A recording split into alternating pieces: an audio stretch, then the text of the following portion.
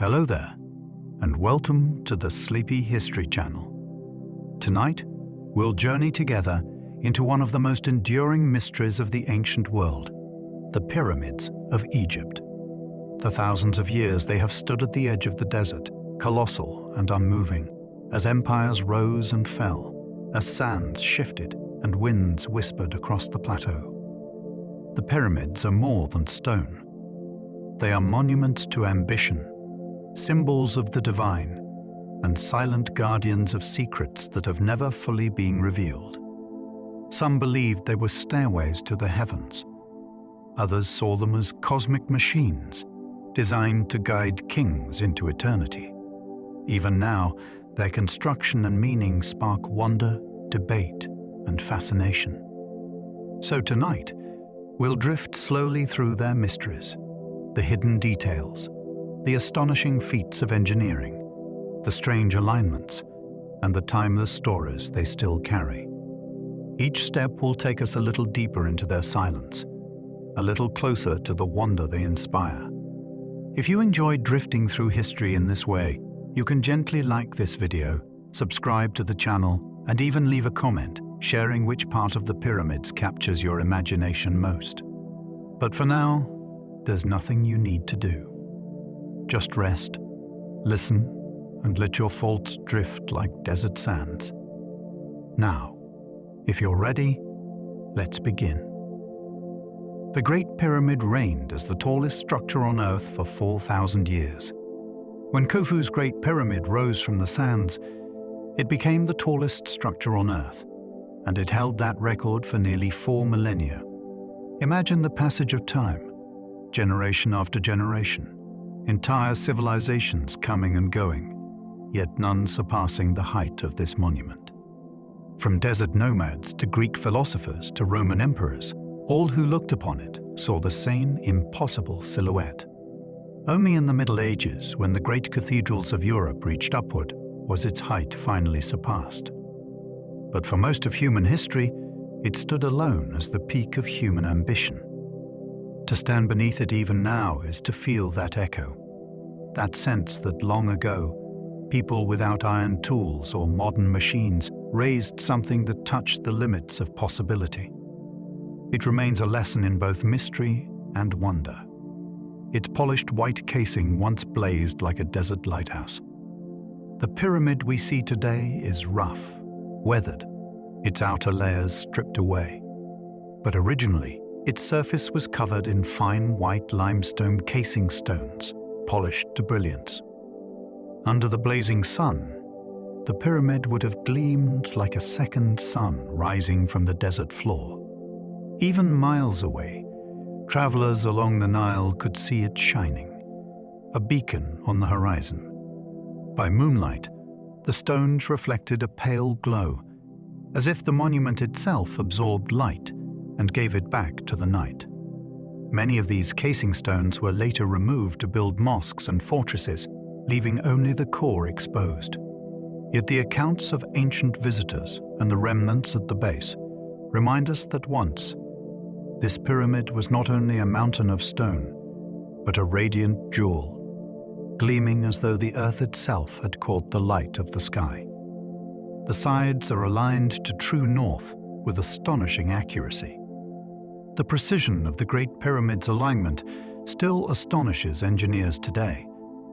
Its sides are aligned to the 4 cardinal directions with an error of less than a fraction of a degree, closer than many modern structures built with surveying equipment. How did the ancient Egyptians accomplish this with no compasses or satellites? Theories suggest they observed stars, tracking their slow rotation with patient eyes. Others propose they measured shadows cast by the sun, marking the exact moment of its passage. However they achieved it, the result is uncanny, a monument that serves not only as a tomb but as a compass, locked to the geometry of the earth itself. Even after thousands of years of erosion and shifting sands, the pyramid still points almost perfectly to north, south, east, and west, as if its builders carved the cosmos into stone itself. Builders may have leveled its vast base using water as a giant spirit level. Beneath the pyramid, stretches a base covering more than 13 acres, an enormous platform of limestone blocks, each carefully leveled. The difference in height from one corner to the other is astonishingly small, measured in mere inches. Without modern tools, how could ancient engineers achieve such a flat foundation?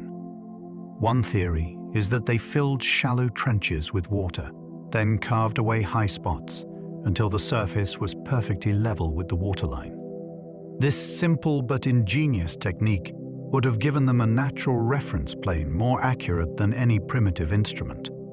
If true, the foundation of the Great Pyramid was not just carved from rock, but measured by nature itself.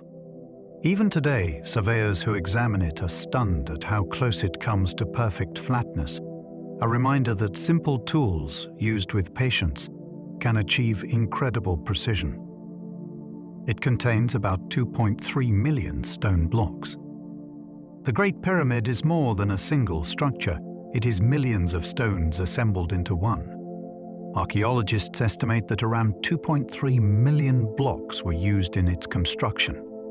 Each block averages 2.5 tons, though some are much larger, and together they add up to roughly 6 million tons of stone. To imagine the scale, consider this. If you placed all those stones end to end, they could circle a nation. If you cut them into smaller pieces, they could pave entire cities. Yet each block was shaped, transported, and fitted into place with remarkable care.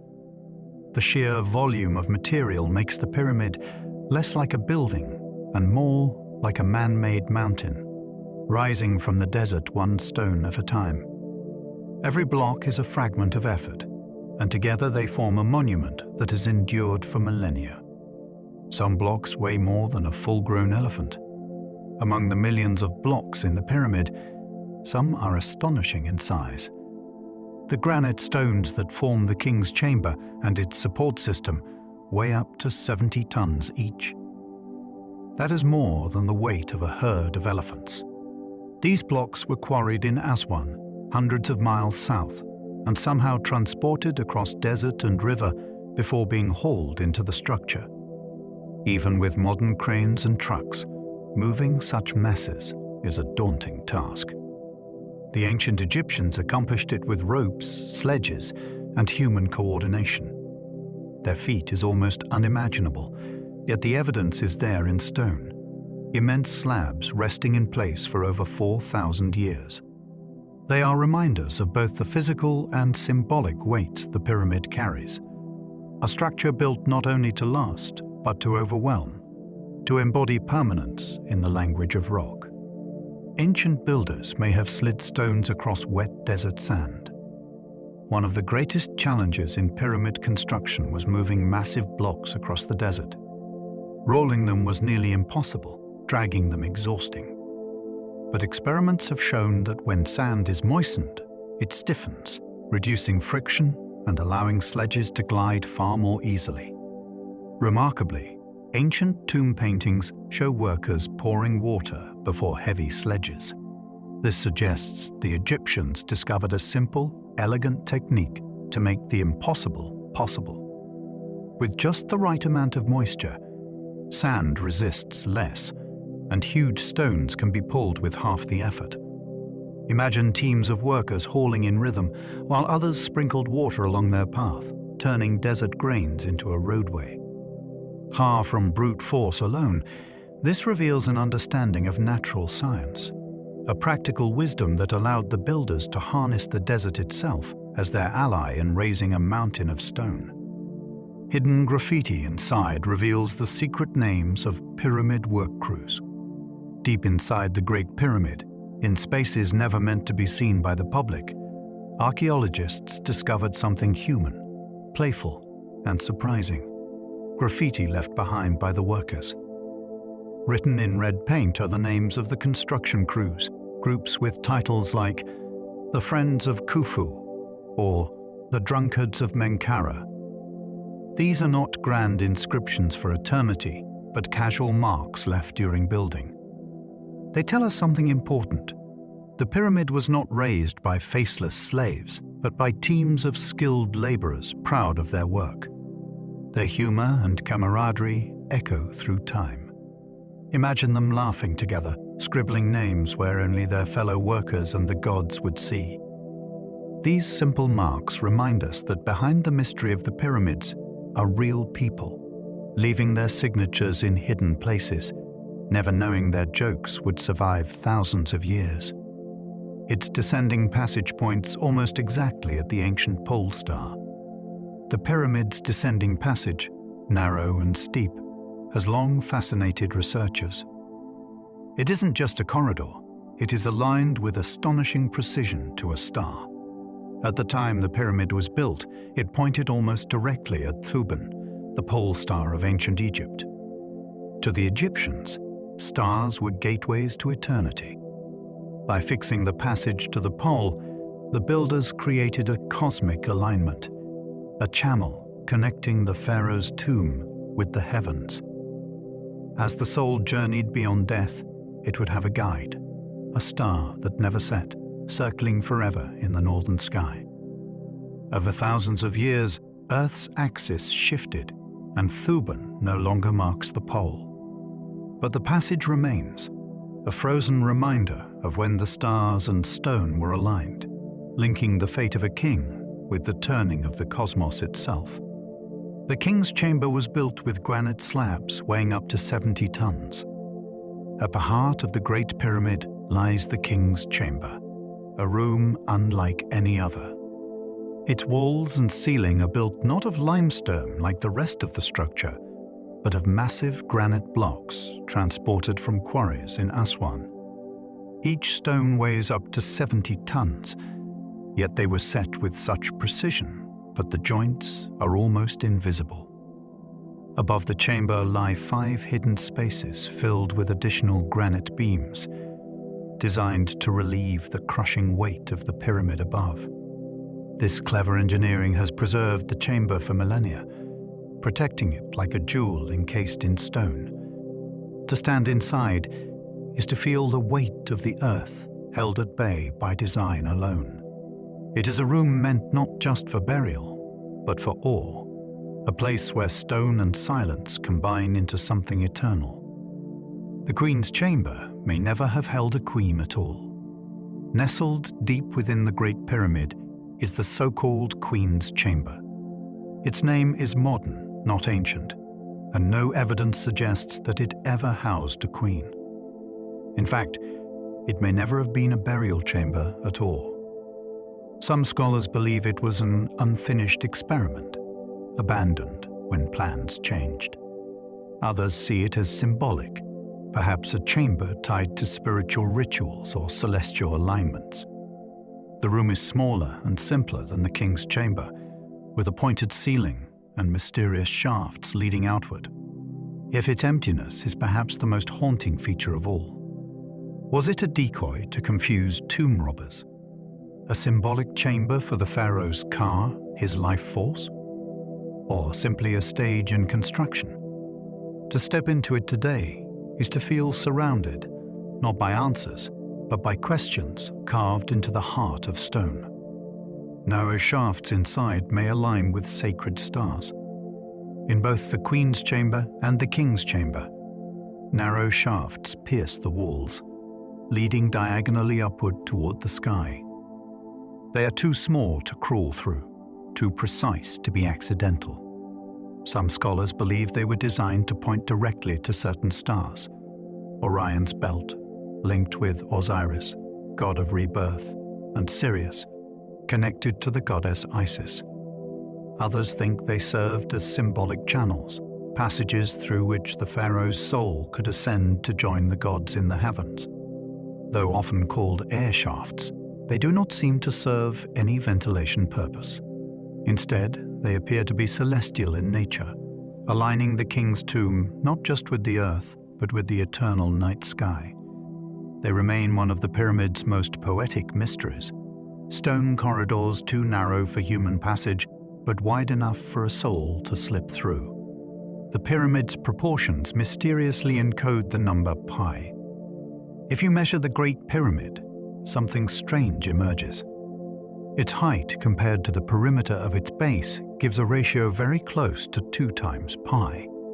In other words, the pyramid may encode a circle within its triangle, the relationship between the radius of a circle and its circumference. Did the builders know this number? Was it intentional, or a coincidence born from practical design? The Egyptians certainly had advanced mathematics, but pi as we know it was not formally defined until much later. Still, the resemblance is uncanny. Some see this as proof that ancient builders possessed a hidden mathematical knowledge, weaving cosmic harmony into stone. Others see it as a happy accident, a reminder that beauty sometimes emerges naturally from function. Whether deliberate or not, the pyramid carries within its form one of the deepest truths of geometry, the eternal relationship of circle and line. Its height-to-base ratio hints at the golden ratio. Another curious relationship lies in the pyramid's dimensions. If you take its height and compare it to half the length of its base, you arrive at a number very close to the golden ratio, a value celebrated for its aesthetic beauty and found throughout nature, from seashells to galaxies. Did the Egyptians deliberately embed this harmony into their monument? The golden ratio appears in countless human designs, often because it feels naturally pleasing to the eye. The pyramid's graceful slope may have been chosen for structural reasons, to balance height and stability. But whether by accident or intention, the result is uncanny. A monument whose proportions echo patterns that seem woven into the universe itself. To gaze at its outline against the desert sky is to see geometry made monumental, a harmony of mathematics and stone that has endured for more than 4,000 years. A golden capstone once crowned the pyramid's peak. At its very summit, the Great Pyramid once bore a gleaming capstone called a pyramidion. Accounts suggest it may have been covered in gold, catching the sun and sending beams of light across the desert. Imagine standing miles away, watching the tip flash like fire at dawn or dusk. The pyramidion was the crowning jewel of Khufu's monument, the point where heaven and earth met. Today, it is gone, perhaps stolen, perhaps destroyed, perhaps buried in fragments somewhere in the sands. Smaller pyramids still have surviving pyramidions, carved of stone and inscribed with symbols of the sun god Ra. They hint at what once glittered atop the Great Pyramid. That missing golden tip remains one of history's most alluring absences, the lost crown of a monument that still towers, unfinished, toward the sky. That capstone vanished long ago and has never been found. The disappearance of the Great Pyramid's capstone is a mystery that lingers. Ancient accounts describe it, but no one knows when or how it vanished. Was it stripped away during the Middle Ages when the casing stones were quarried for other buildings? Was it toppled by an earthquake, shattered into fragments lost to the desert? Or was it carefully removed, its gold melted down and repurposed long ago? Archaeologists have searched, but no trace of the original pyramidion has been discovered. Its absence leaves the pyramid feeling unfinished, as though the last sentence of a poem were erased. And yet perhaps its loss is part of the pyramid's power. We are left to imagine its brilliance, to reconstruct in the mind's eye the moment when sunlight struck a golden point that crowned the Earth's greatest monument. No ancient texts describe how the pyramids were actually built. For all their grandeur, the pyramids left behind no written manuals, no carved instructions, no detailed blueprints. The Egyptians recorded rituals, hymns, and histories in abundant hieroglyphs, yet nowhere did they explain how the pyramids were raised. What we know is pieced together from ruins, from quarries, from faint traces of tools and workmen's marks. This silence has fueled centuries of speculation. Did they use straight ramps? Spiral ramps? Ingenious internal sisters? Were tens of thousands of men involved, or fewer, using clever engineering tricks? The absence of written explanation invites both scientific study and wild imagination. Perhaps the Egyptians thought their methods obvious, unworthy of note. Or perhaps the process itself was sacred, a secret knowledge meant to vanish with its generation.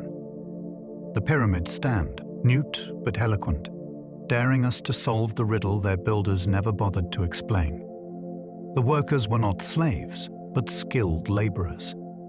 For centuries, people believed the pyramids were built by slaves, toiling under the lash. But archaeology tells a different story. Excavations have revealed workers' villages, organized, well-supplied, filled with evidence of care. The laborers who built the pyramids were skilled craftsmen, stonecutters, engineers, and farmers conscripted during the Nile's flood season, when fields lay underwater. They worked in rotating crews, taking pride in their labor. Graffiti left inside shows humor and camaraderie, not misery. They were fed meat, bread, and beer, and their injuries were treated with medical skill. These were not faceless slaves, but people invested in a divine project, building not only for a king, but for the gods themselves. Their effort was monumental, their organization brilliant. To reimagine the pyramids' builders not as oppressed, but as proud, changes everything, revealing a workforce bonded by skill, devotion, and the promise of eternal reward. They lived in vast, purpose-built workers' villages. South of the pyramids, archaeologists have uncovered sprawling settlements where workers lived during construction. These were not makeshift camps, but carefully planned villages with streets, bakeries, breweries, and sleeping quarters. Thousands of laborers could be housed here at once, supported by an efficient system of food, water, and tools. Evidence shows they were organized into teams, each with its own identity, each competing in productivity and pride. Animal bones reveal they ate beef, sheep, and goats, far richer diets than common villagers elsewhere. These communities were temporary cities, rising alongside the pyramids themselves, built to sustain a workforce dedicated to raising stone into the sky. They remind us that the pyramids were not just monuments to kings, but also to cooperation, the combined effort of ordinary people whose homes and meals made possible one of the greatest feats in human tame, history. Their rations included bread, beer, meat, and onions. Life for the pyramid workers was grueling, but they were well-fed.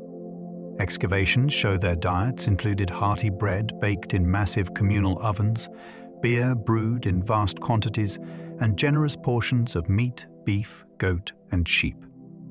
Even onions, common but essential, were a staple. These foods gave the calories and energy needed to haul stones day after day. Beer in particular was not just drink, but nourishment, thick and filling, a safe source of hydration under the desert sun. The scale of food production was enormous, requiring farms, herds, and bakers all coordinated to feed thousands. The pyramids were built not only on stone, but on bread and beer, onions and meat. Behind the image of monumental labor is the quieter rhythm of kitchens and fields, sustaining human bodies as they performed the extraordinary. Ancient graffiti gave pyramid crews names like the Friends of Khufu. Hidden within the Great Pyramid are scrawled markings, written in red paint by the workers themselves.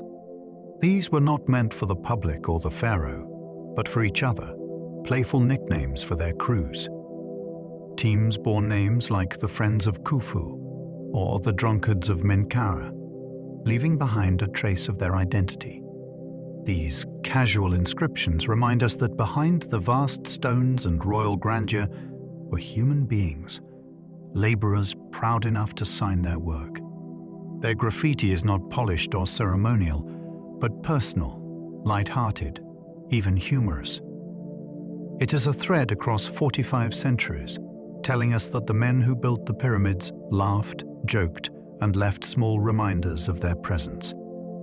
In the middle of one of history's greatest feats of engineering, they paused to write their names, as if to whisper to the future, "We were here."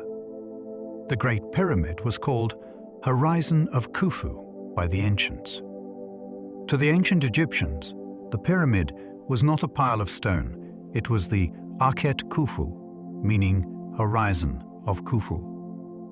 In Egyptian thought, the horizon was where heaven and earth met, the place where the sun god rose each morning and set each evening. To name the pyramid the Horizon of Khufu was to place the pharaoh himself at that cosmic threshold, linking his spirit with the eternal cycle of light. Every sunrise, every sunset was mirrored in the monument's very name. Standing on the plateau, the pyramid still dominates the skyline, as though the sun itself might rise directly from behind its perfect slope. It was never only a tomb. It was the horizon made eternal, a place where the king would ascend forever, caught between earth and sky, his memory woven into the daily rhythm of the universe.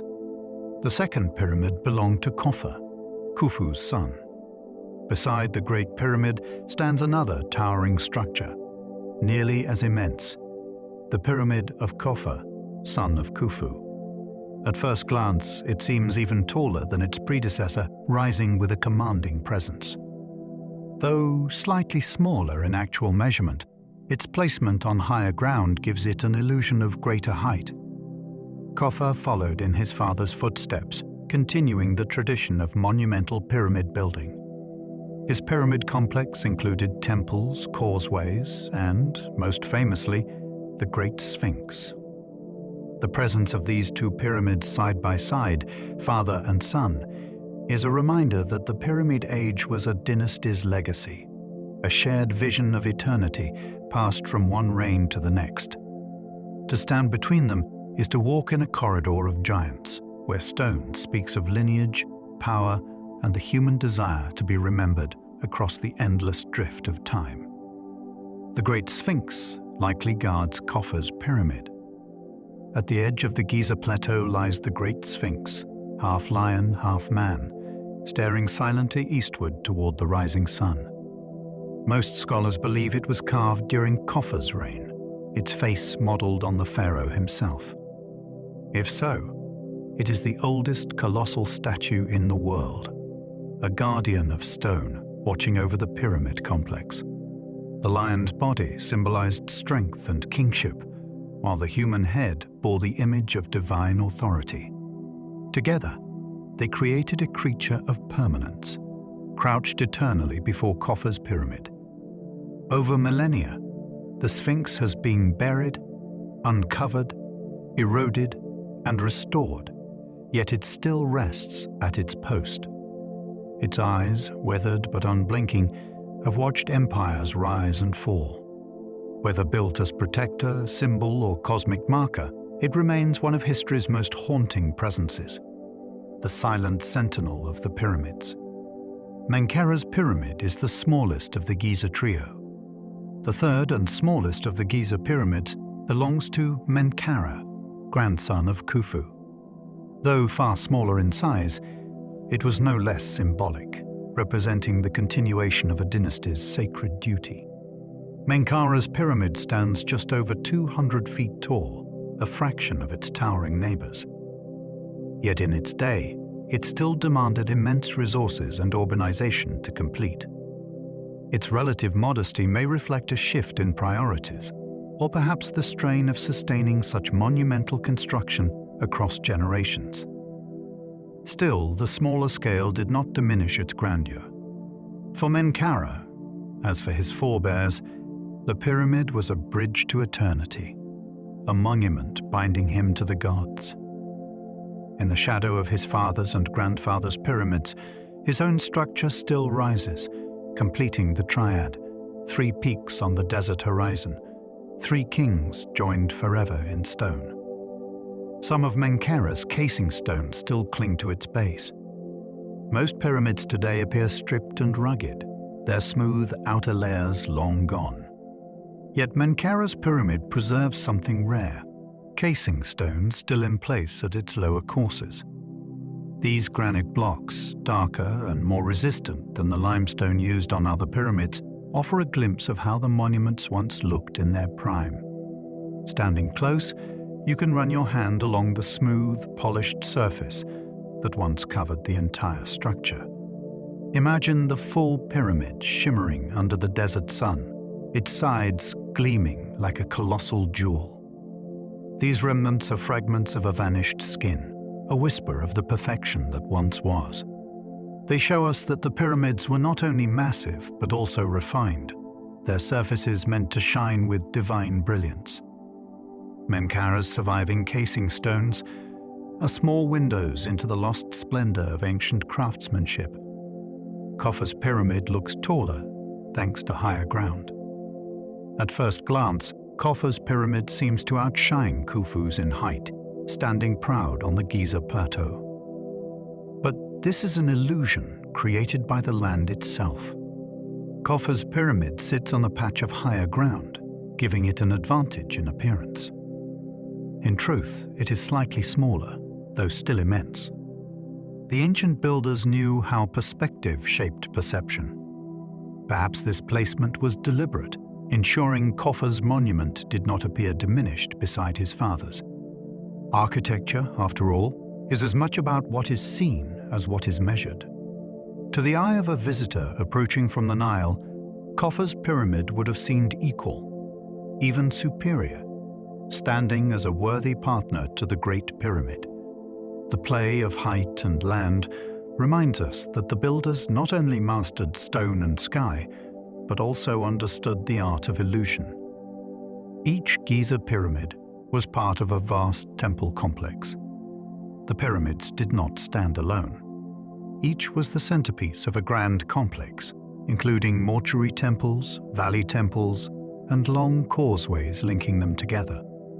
These were sacred landscapes, where rituals of death and rebirth unfolded daily. Priests tended offerings, processions moved between temple and tomb, and architecture mirrored cosmic order. The pyramid was the heart, but the temples were its living pulse, places where stone met ritual. Even today, ruins of these temples remain, their outlines hinting at once bustling sanctuaries.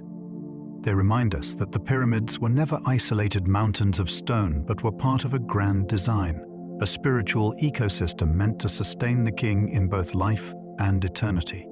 To walk among their remnants is to step into the vanished rhythm of an ancient religion, where every stone had purpose and every pathway led toward eternity. Long causeways once linked the pyramids to the Nile. Stretching from each pyramid down toward the fertile valley were long stone causeways, covered passages that once connected the desert plateau with the Nile River. These were more than roads. They were ceremonial corridors, pathways for sacred processions.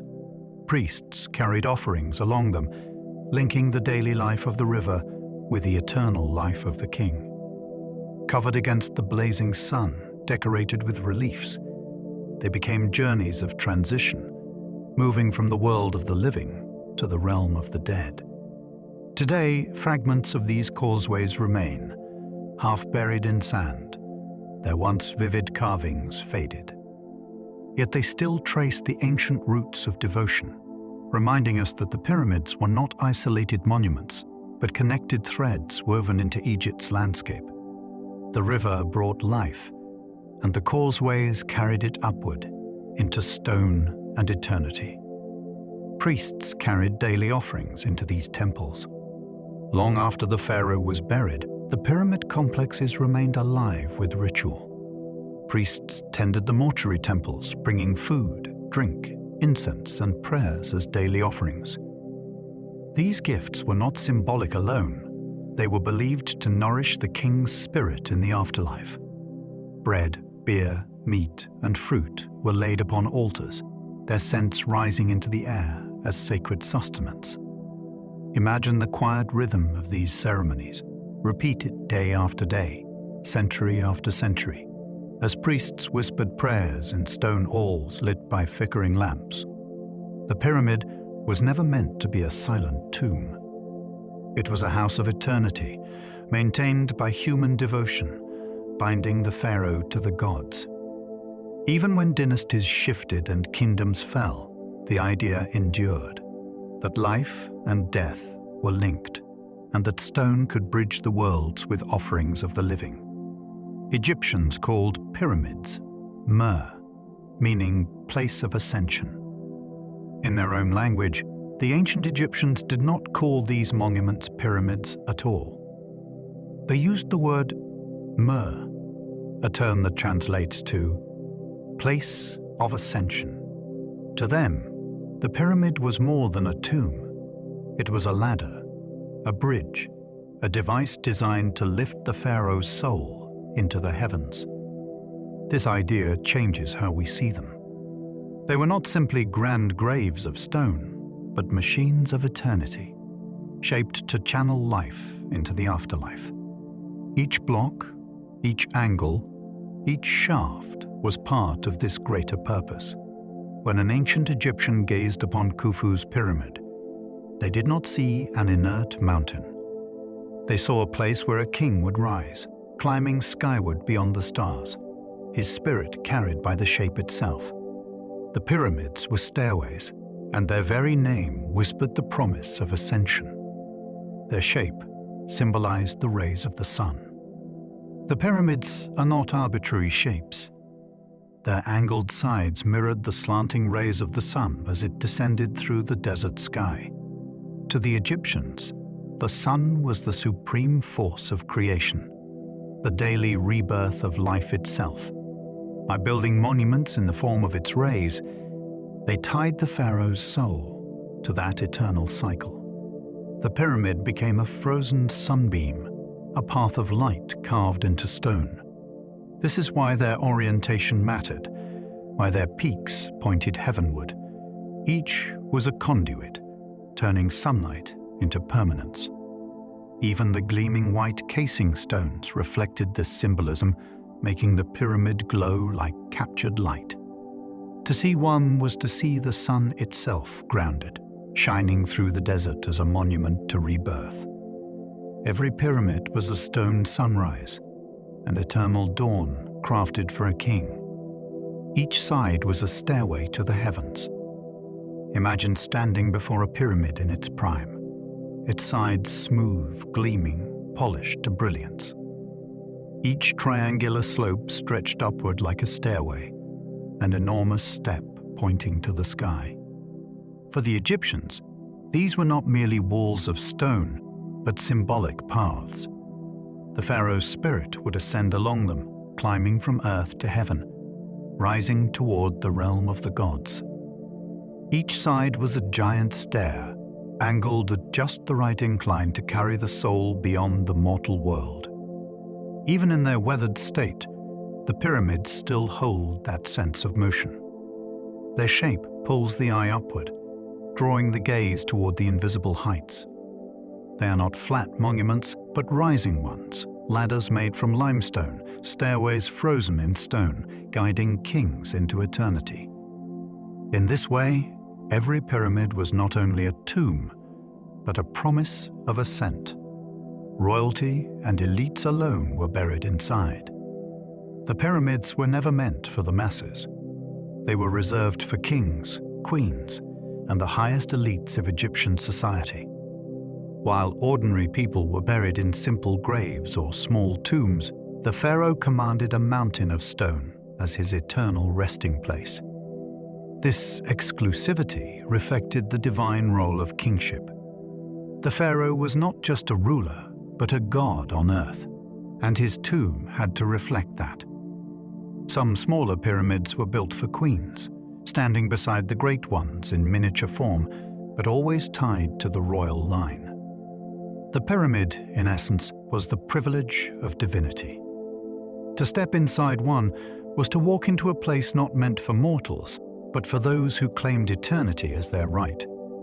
It reminds us that while the pyramids inspire us all, they were built for the very few. Small pyramids were built for queens beside the great ones.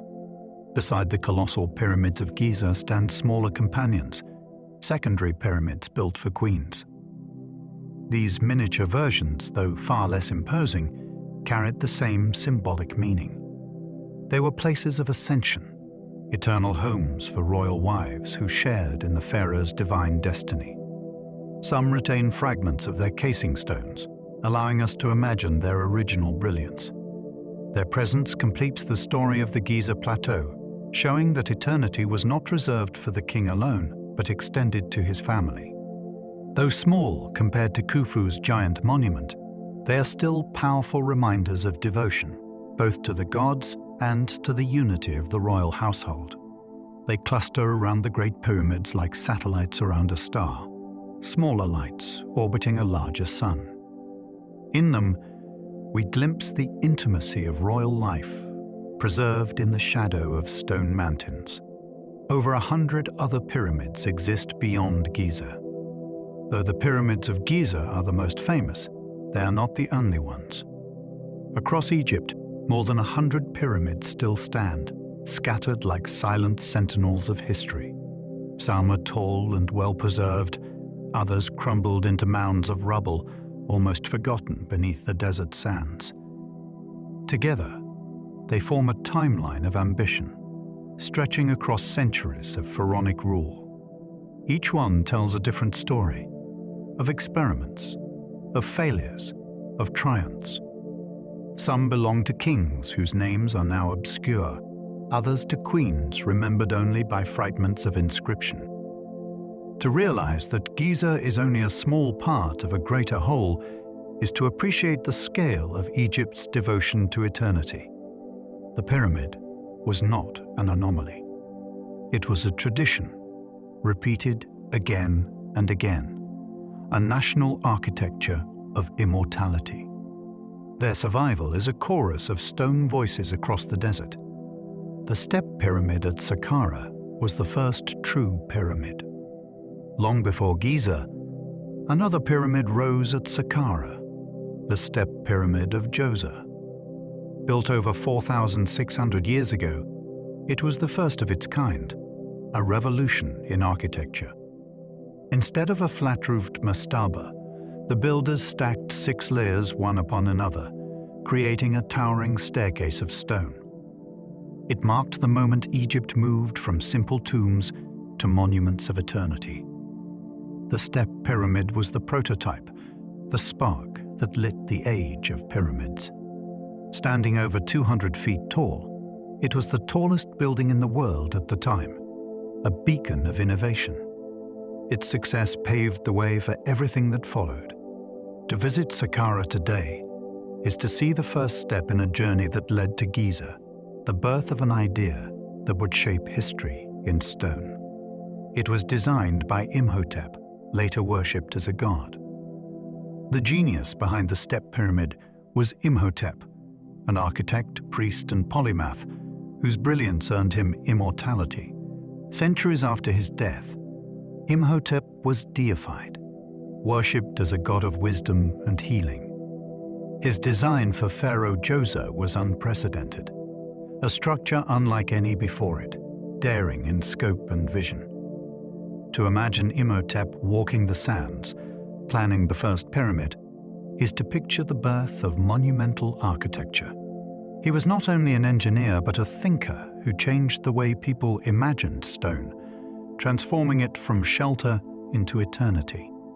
Later generations remembered him not as a man, but as a divine figure, a testament to his enduring influence. When we speak of pyramids, we speak of Imhotep too, the mind that first dreamed of stacking mastabas into a stairway to heaven, forever altering the skyline of Egypt. The step pyramid is over 4,600 years old. The step pyramid of Djoser is among the oldest monumental structures on Earth. Built around 2650 BCE, it has stood for more than 4.5 millennia.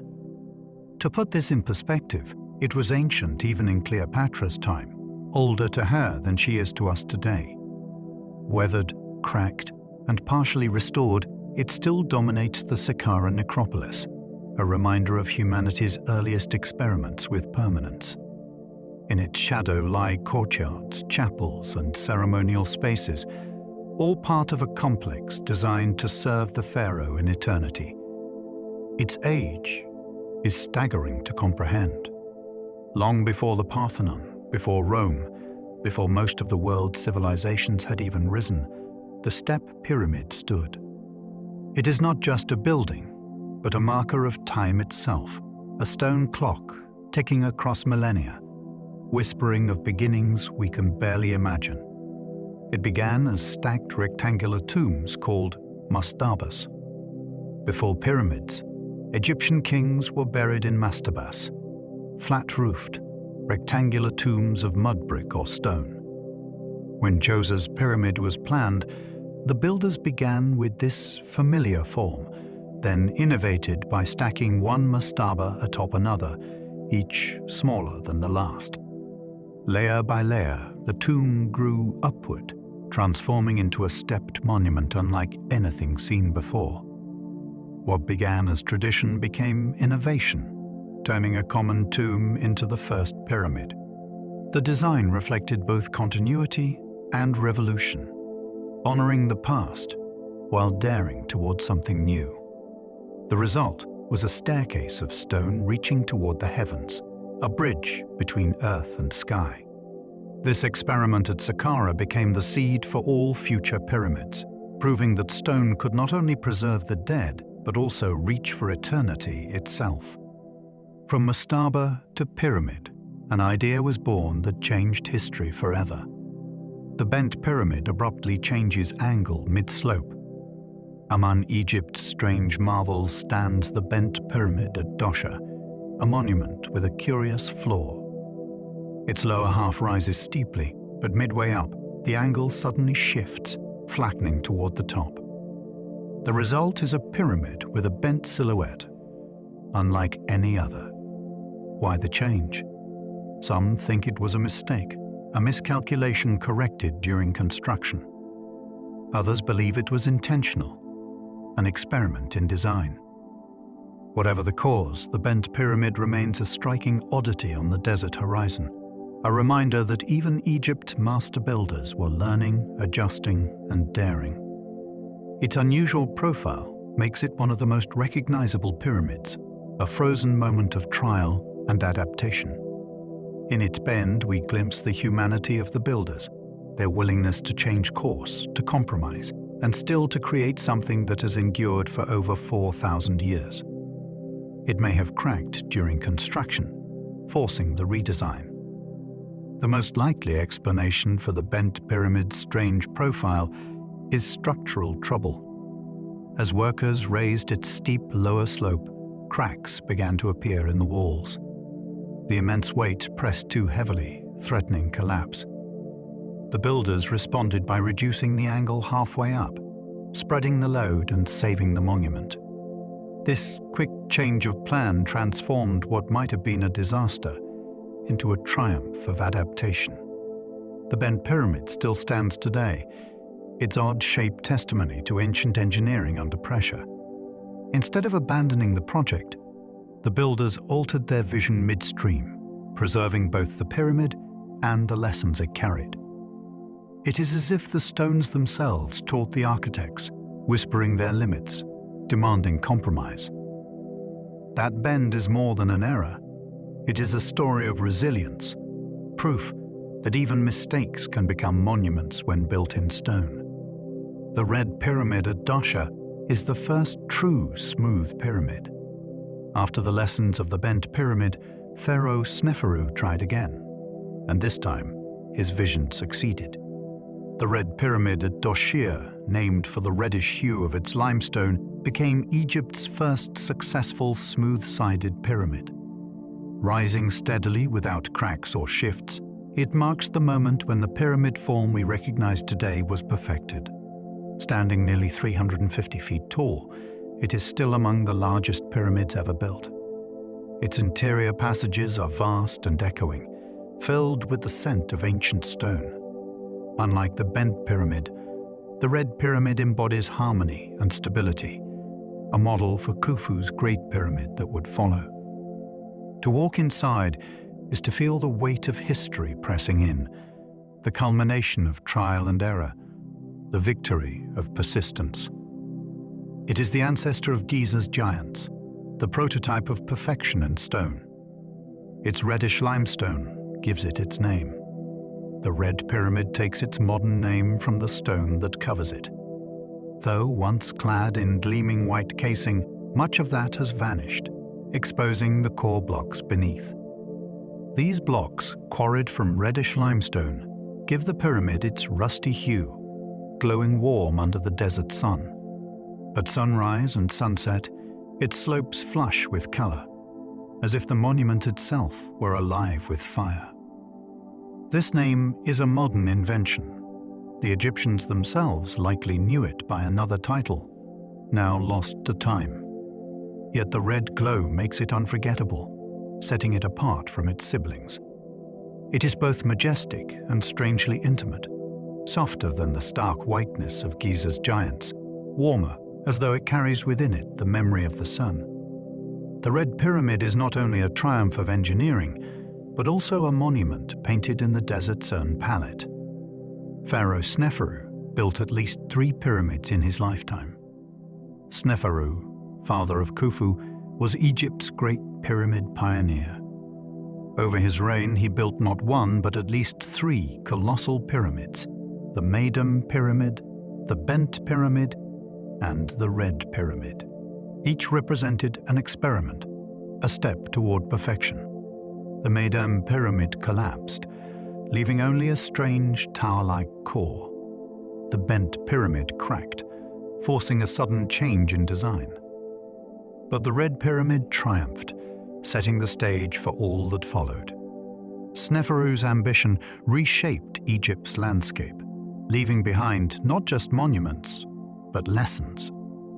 He was the pharaoh who dared, who learned, who failed, and succeeded in equal measure.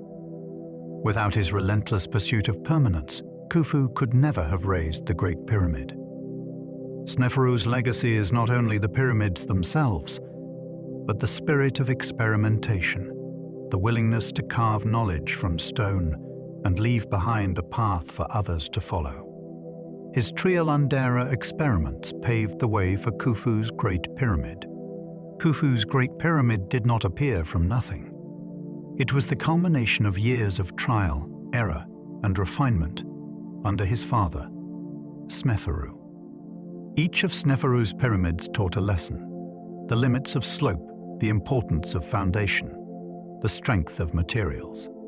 By the time Khufu began his project at Giza, the knowledge was in place. The mistakes of Maidam and the Bent Pyramid became stepping stones toward the flawless proportions of the Great Pyramid. In this sense, Khufu inherited not only a throne, but a tradition of engineering experimentation. His father's daring gave him the tools to attempt the impossible. Every block in Khufu's pyramid carries with it the echoes of Sneferu's efforts, the wisdom carved from earlier struggles. The Great Pyramid is not only Khufu's monument, it is also Sneferu's gift, a triumph made possible by a lifetime of learning. Pyramid building slowed dramatically after the Old Kingdom. The age of massive pyramids was not eternal. After the Old Kingdom, pyramid building slowed, then declined. Later, dynasties raised smaller, less ambitious structures, often of mud brick or inferior stone. Economic strain, political shifts, and changing religious beliefs all played a role. The immense labor and resources required for giants like Giza became unsustainable. As Egypt's power fractured, the will to raise mountains of stone faded.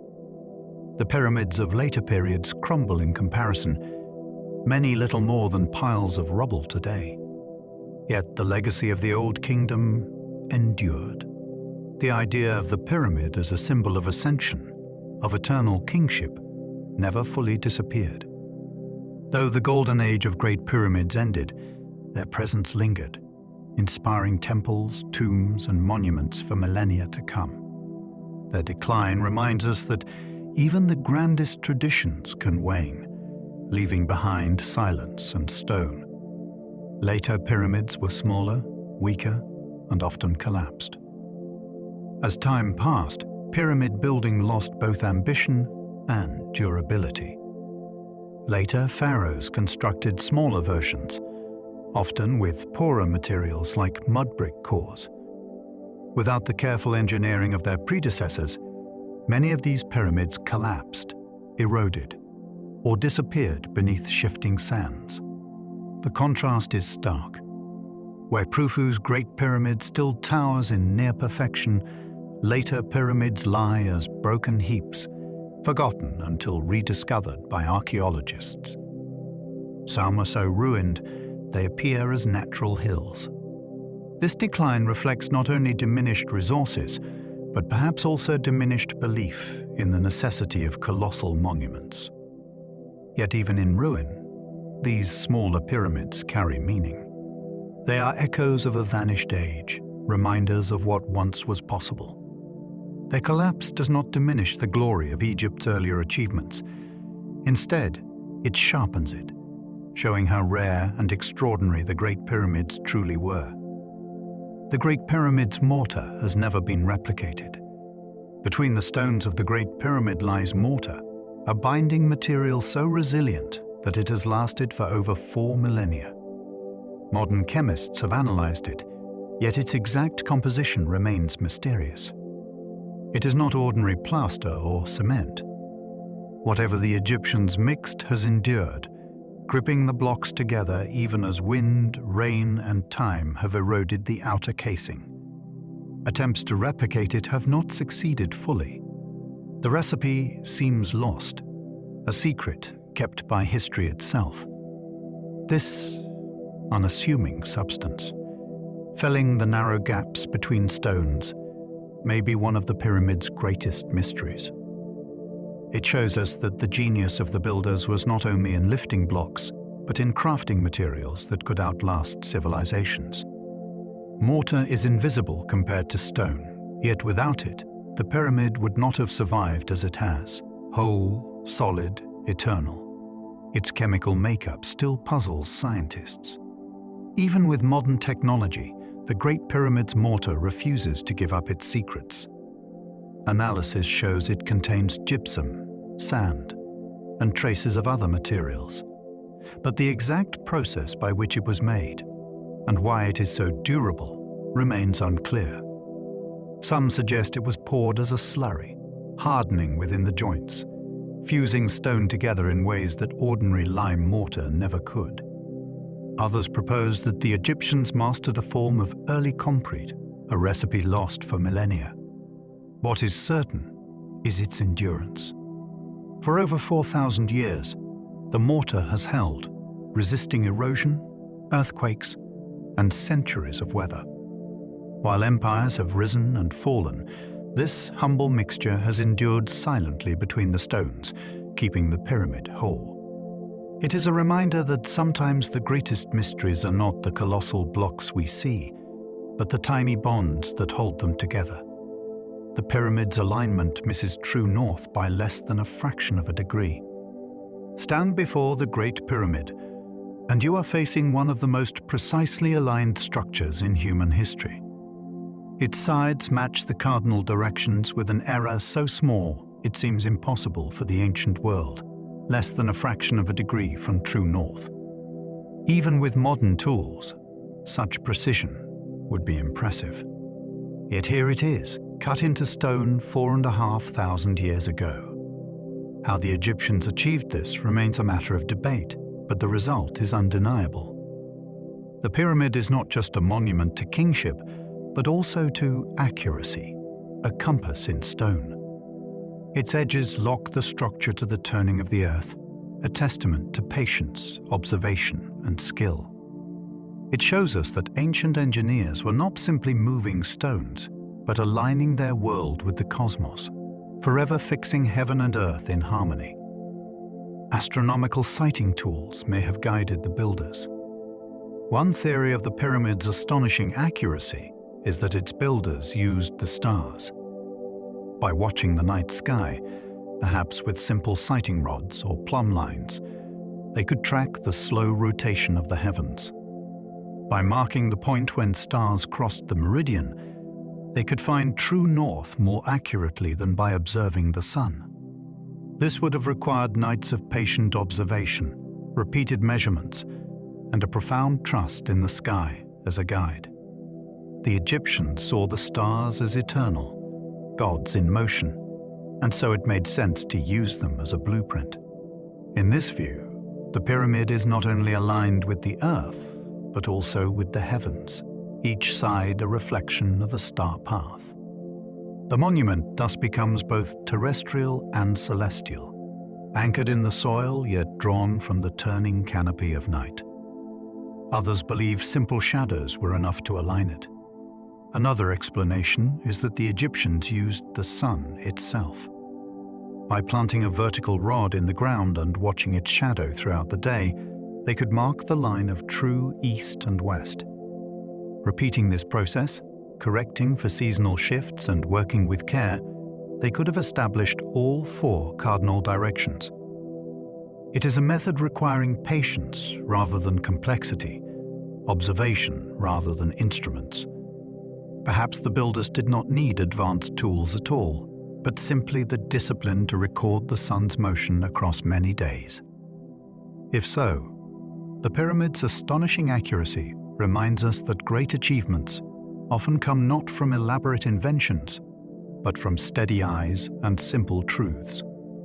The sun carved the path, and the Egyptians inscribed it in stone. Whether guided by stars or shadows, they reached a perfection that still astonishes us today. The 3 Giza pyramids mirror the stars of Orion's belt. Look down upon the Giza plateau from above, and the arrangement of the 3 great pyramids seems to echo the stars of Orion's belt.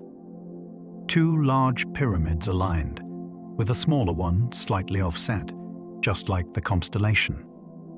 This resemblance has sparked endless fascination. For the Egyptians, Orion was linked to Osiris, the god of death and rebirth. By arranging the pyramids in this celestial pattern, some believe they were inscribing the heavens onto the earth, binding their kings to the stars. Whether by design or coincidence, the similarity is striking. To imagine the pyramids not merely as tombs but as star maps carved in stone is to glimpse the scope of Egyptian vision, a civilization that did not separate sky from ground, but saw both as part of the same eternal landscape, where gods and kings were written in constellations and stone alike. Some believe this linked the pharaohs with the god Osiris.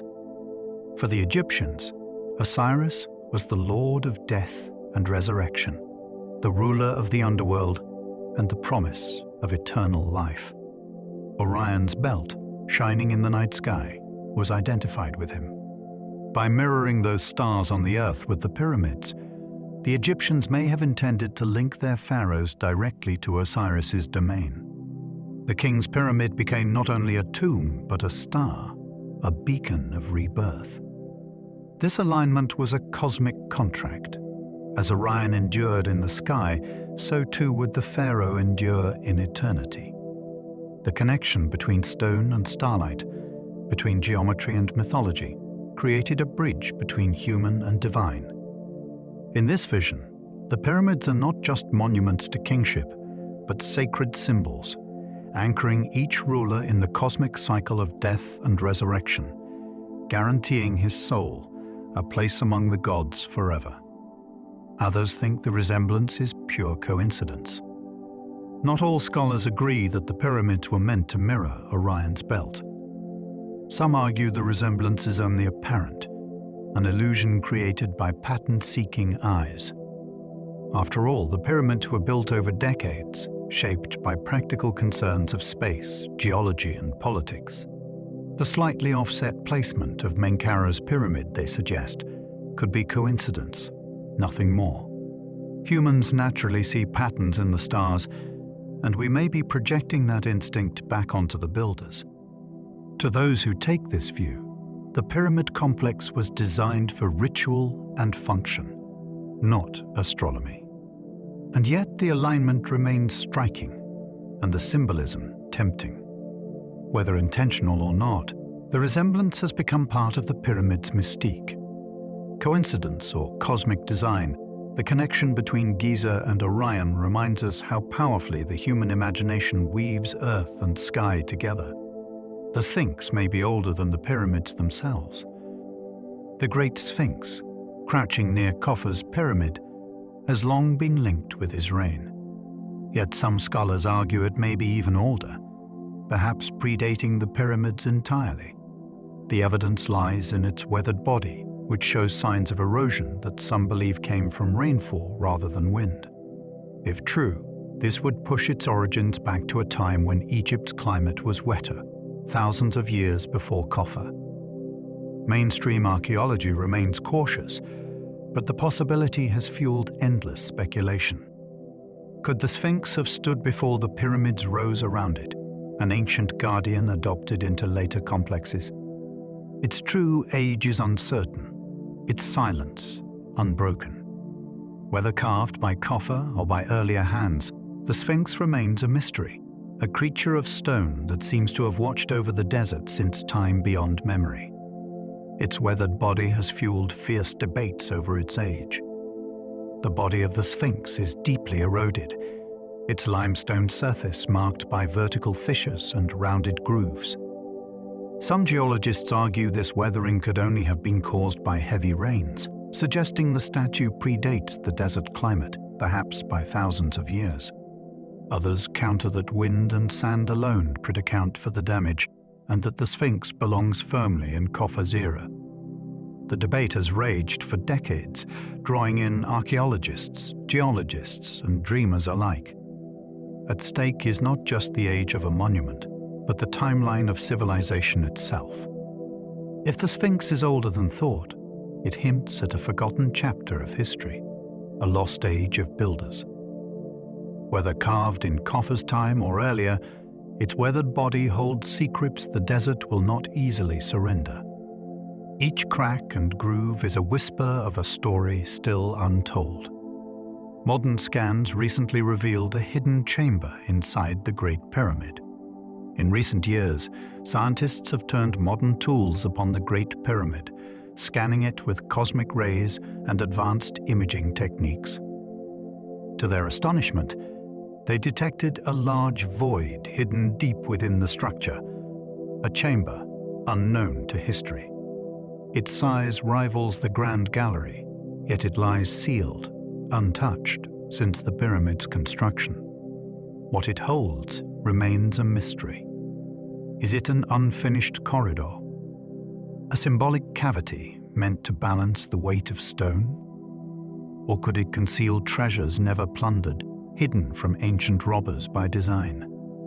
The discovery rekindled global fascination, reminding us that even after centuries of exploration, the pyramid is not exhausted of secrets.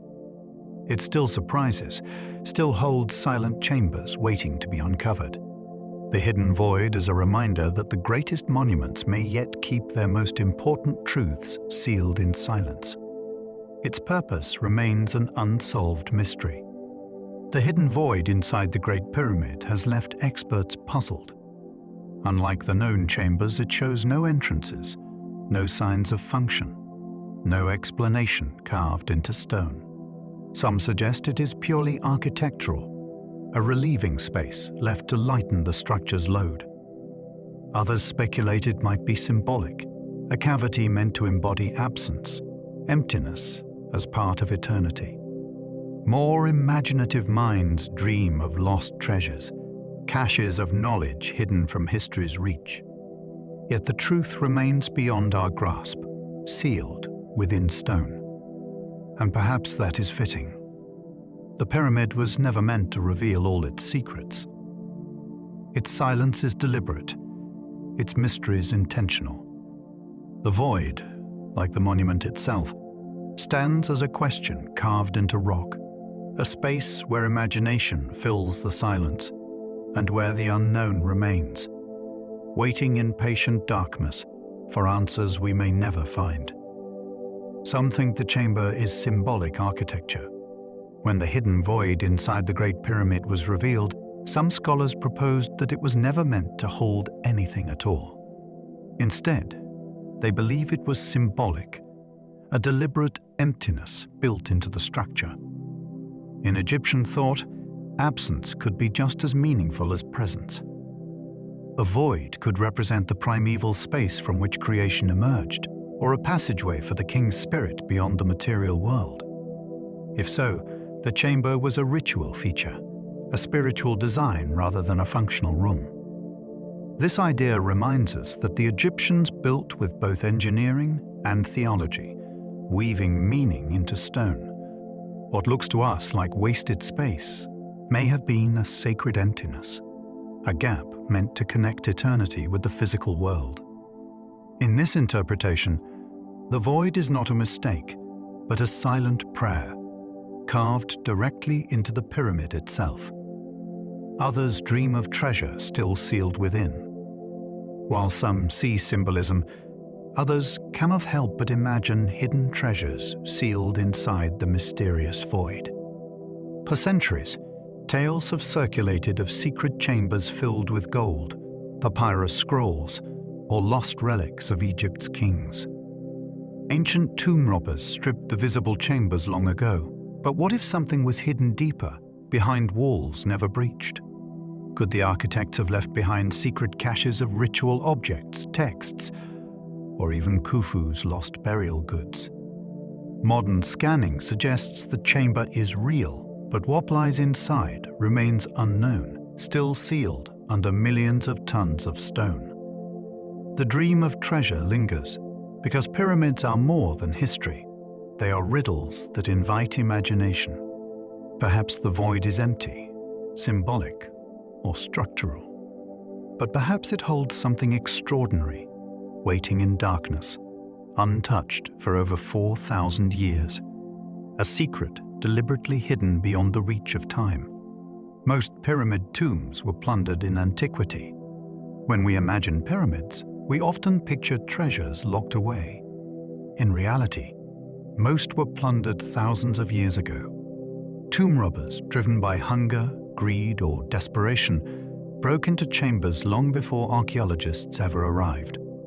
Even the Great Pyramid, sealed with immense blocks and hidden passages, was breached in antiquity. Gold, jewelry, fine linens, and ritual objects were stripped away, vanishing into the black market of the ancient world. What remains today are bare rooms, their grandeur suggested only by fragments. This loss is tragic, but it also explains the enduring mystery. Because so much was taken, we are left to imagine what once filled those chambers. The silence inside the pyramids is not natural. It is the result of theft across the ages. Yet even robbed, they remain magnificent.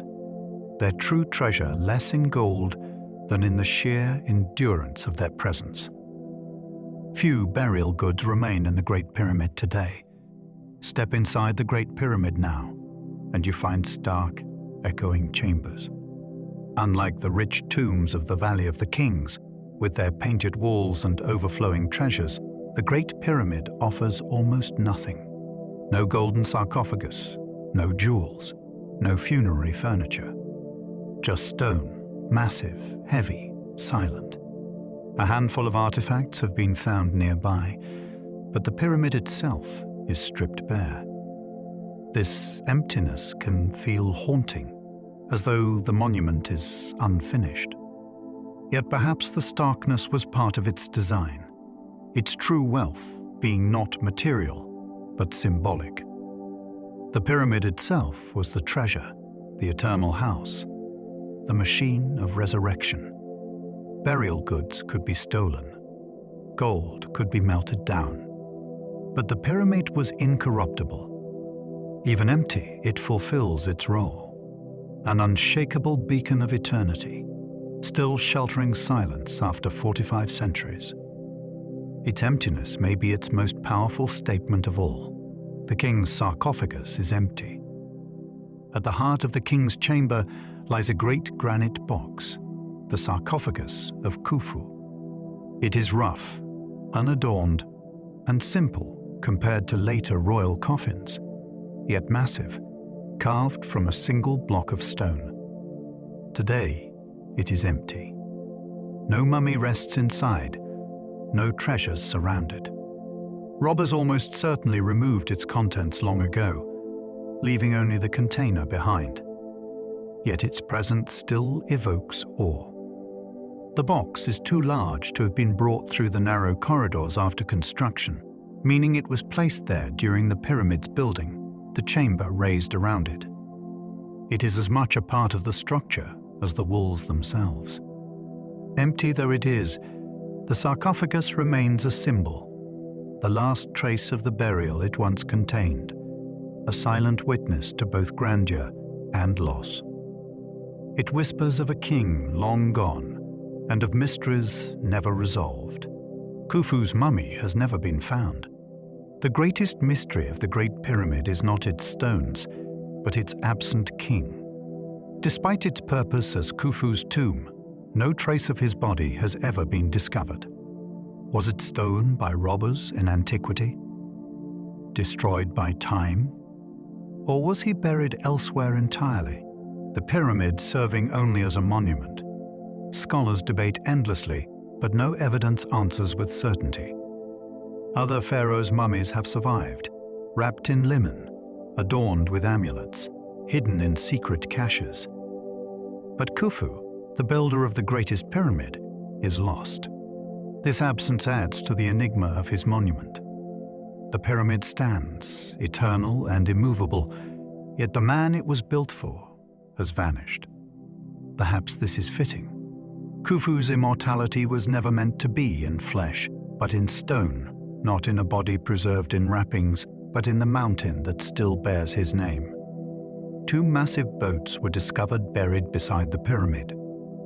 In 1954, archaeologists made an astonishing discovery at the foot of the Great Pyramid. Two enormous wooden boats, dismantled and buried in deep pits. They were not ordinary vessels, but masterpieces of shipbuilding, constructed from hundreds of planks lashed together with rope. The boats had been sealed away for thousands of years, preserved beneath the sand and stone. Their purpose was spiritual. The Egyptians believed the king would need boats in the afterlife, to sail across the heavens with the sun god Ra, or to journey across the waters of the underworld. Hidden beside the pyramid, these vessels were eternal companions for Khufu, prepared to carry him beyond death. Their burial pits show that the pyramid was not just a tomb, but a complete vision of eternity, where even ships were provided for the king's cosmic voyage across the eternal waters of the sky. They were carefully dismantled and hidden in deep pits. What archaeologists found were not assembled ships, but piles of carefully stacked timbers. Every plank, oar, and rope coil had been disassembled and arranged with precision, as if awaiting reassembly by divine hands. This was not careless storage, but deliberate burial. The pits were sealed with massive limestone blocks, locking the boats away for eternity. Why dismantle them? Perhaps to symbolize their readiness for the afterlife, a kit of parts awaiting rebirth. Or perhaps it was simply practical, ensuring that the vast vessels could be interred whole. Whatever the reason, the boats slept undisturbed for over 4 millennia, hidden just a few feet from one of the world's greatest monuments. When uncovered, they revealed not only shipbuilding genius, but also the care with which Egyptians prepared for eternity. Even the details of a king's journey across unseen waters were planned in advance. One of these boats has been fully reconstructed. From the carefully stacked timbers, archaeologists were able to reconstruct one of Khufu's boats, piece by piece. It took years of delicate work, studying ancient joinery and lashing techniques. The result was breathtaking, a ship nearly intact, as though it had only just been launched.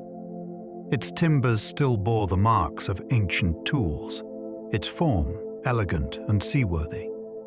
When completed, it revealed not a crude ritual object, but a sophisticated vessel capable of real sailing. This showed that the Egyptians who built it were master shipwrights, their skills as advanced on water as on land. To see the boat today is to glimpse the grandeur of the past, the scale of the pharaohs' preparations for eternity. It is both artifact and resurrection, a craft reborn after 4,000 years, ready once more to sail the eternal river of the sky. It stretches nearly 140 feet long. The reconstructed Khufu ship is immense. Measuring nearly 140 feet from bow to stern, it is larger than many modern yachts. Its hull curves with grace, its timbers fitted with extraordinary precision. Standing beside it, one feels dwarfed, as though in the presence of a living creature of wood and rope. The sheer scale of the vessel reminds us of the resources devoted to the pharaoh's afterlife. This was no symbolic toy, but a full-scale craft, built with the same skill and seriousness as a royal ship meant to sail the Nile. Yet it was never meant for earthly waters.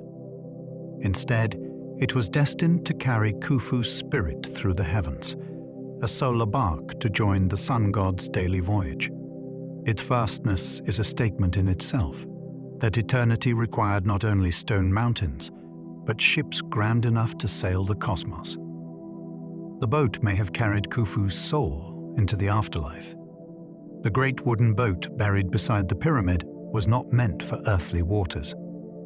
To the Egyptians, it was a solar bark, a vessel to carry Khufu's soul into the afterlife. In their beliefs, the sun god Ra sailed across the heavens each day, rising in the east, setting in the west, and voyaging through the underworld at night. By providing the pharaoh with a boat, his spirit could join that eternal journey, traveling across the cosmic river in the company of gods. The boat was built large enough to be real, yet buried carefully so it would never sail the Nile. Its purpose was spiritual, not practical. When reconstructed, it revealed not just craftsmanship, but faith, a tangible expression of the Egyptian conviction that the afterlife was a journey and that every king required a ship to reach the eternal horizon. Pyramids were seen as cosmic resurrection machines. The pyramids were not mere tombs. In Egyptian thought, they were machines of resurrection, structures designed to transform a mortal body into an eternal, divine being. Their shape embodied the rays of the sun, guiding the pharaoh upward. Their passages aligned with stars, creating cosmic pathways. Their chambers echoed with ritual, where words of power and offerings of food nourished the soul. Every stone was part of a greater system, a mechanism of immortality. The pyramid was both shelter and engine, protecting the king's body while activating his ascent into the afterlife. To stand within one is to feel that design, the weight pressing down, the geometry pointing upward, the silence vibrating with purpose. Long before machines of metal, the Egyptians built machines of stone, vast engines not of industry but of spirit, crafted to lift a king beyond death into eternity. Funerary texts describe the king ascending to the stars. Carved on tomb walls and written on papyrus, Egypt's funerary texts describe the pharaoh's journey after death. In them, the king does not lie still in his coffin. He rises, climbing stairways of light, mounting ladders held by the gods, or transforming into a falcon to fly into the heavens. The stars are his destination, eternal and unsetting. These texts are poetic, filled with imagery of ascent. The king is a star, imperishable among the imperishable ones. The pyramid was the physical counterpart to these words, a structure designed to enact the journey described in ritual. Inside the pyramid's silent corridors, the texts were spoken aloud by priests, their voices unlocking the stone machine. Together, architecture and language created a pathway, guiding the pharaoh's soul skyward. The texts give us the imagination behind the stones, the belief that kings were destined to shine forever among the stars. The stars of Orion symbolized Osiris, lord of the dead. To the Egyptians, the constellation Orion was not just a pattern of lights, but the form of Osiris, the god of death and resurrection. His stars rose and set with the rhythm of the Nile's floods, marking the cycles of life and rebirth. When the pharaoh died, his spirit was thought to merge with Orion, joining Osiris in the sky. The pyramids, with their shafts and alignments, may have been designed to ensure this union. Each king became an Osiris, inheriting the god's role and promise of eternal life. To look at Orion shining above the desert was to see not only a constellation but a divine presence, and to imagine the souls of kings glowing within it. Even today, when we look up at Orion's belt, we see what they saw, a symbol of death, resurrection, and the endless turning of the heavens. The northern circumpolar stars symbolized immortality. While Orion and Osiris represented rebirth, the Egyptians also looked to the circumpolar stars, those near the north celestial pole that never set, circling the sky forever. They called them the imperishable ones, stars that never dip below the horizon, eternal in their motion. For the pharaoh, these stars were the ultimate destination. By aligning Pomig passages with the north, the builders gave the king a direct path to join them. To merge with the imperishable stars was to achieve immortality, to live without end, shining forever above the world. Unlike the setting stars of the south, the northern stars embodied permanence. Their endless circles mirrored eternity itself. The pyramids were designed as gateways to this celestial realm, ensuring that the king's soul would never fade, but would burn forever in the sky, a light as constant as stone on earth. The pyramid was both tomb and celestial ladder. At its most basic, the pyramid was a tomb, housing the king's body. But its meaning was far greater. Each sloping side was a ladder, a stairway leading upward to the sky. Its shafts pointed to stars. Its geometry echoed the rays of the sun. Together, these features made it more than stone. They made it a machine for ascension. The pyramid was a cosmic ladder, built not for feet, but for spirits. From the sealed sarcophagus, the king's soul would climb invisibly upward, scaling the monument's sides, rising toward the heavens. It was a design both physical and symbolic, a fusion of engineering and theology. To stand beneath its towering height is to feel that pull, the silent insistence of stone pointing skyward. The pyramid whispers upward, reminding us that even in death, there is a path beyond, a stairway to eternity. Each pyramid reflected the pharaoh's divine role. Every pyramid was not only a monument to a king, but also a statement of his identity as a divine ruler. The pharaoh was considered both man and god, the living embodiment of Horus and the heir of Ra, destined to become Osiris in death. His pyramid reflected this dual role. It was a tomb for his body, a temple for his worship, and a cosmic beacon for his soul. Its scale reflected his power, its perfection, his connection to the gods. No two pyramids were exactly alike, each bearing the personal stamp of its king, yet all shared the same underlying message, that the pharaoh's reign did not end with death, but continued in eternity. These monuments were as much about kinship as about architecture, each one declaring in stone that the ruler was more than mortal, a divine presence rising toward the sky. Building them was an act of devotion to the gods. Though the pyramids celebrated kings, they were also offerings to the gods. To build one was to fulfill a sacred duty, aligning human effort with divine will. Each block laid was not just stonework, but ritual, a prayer set in place.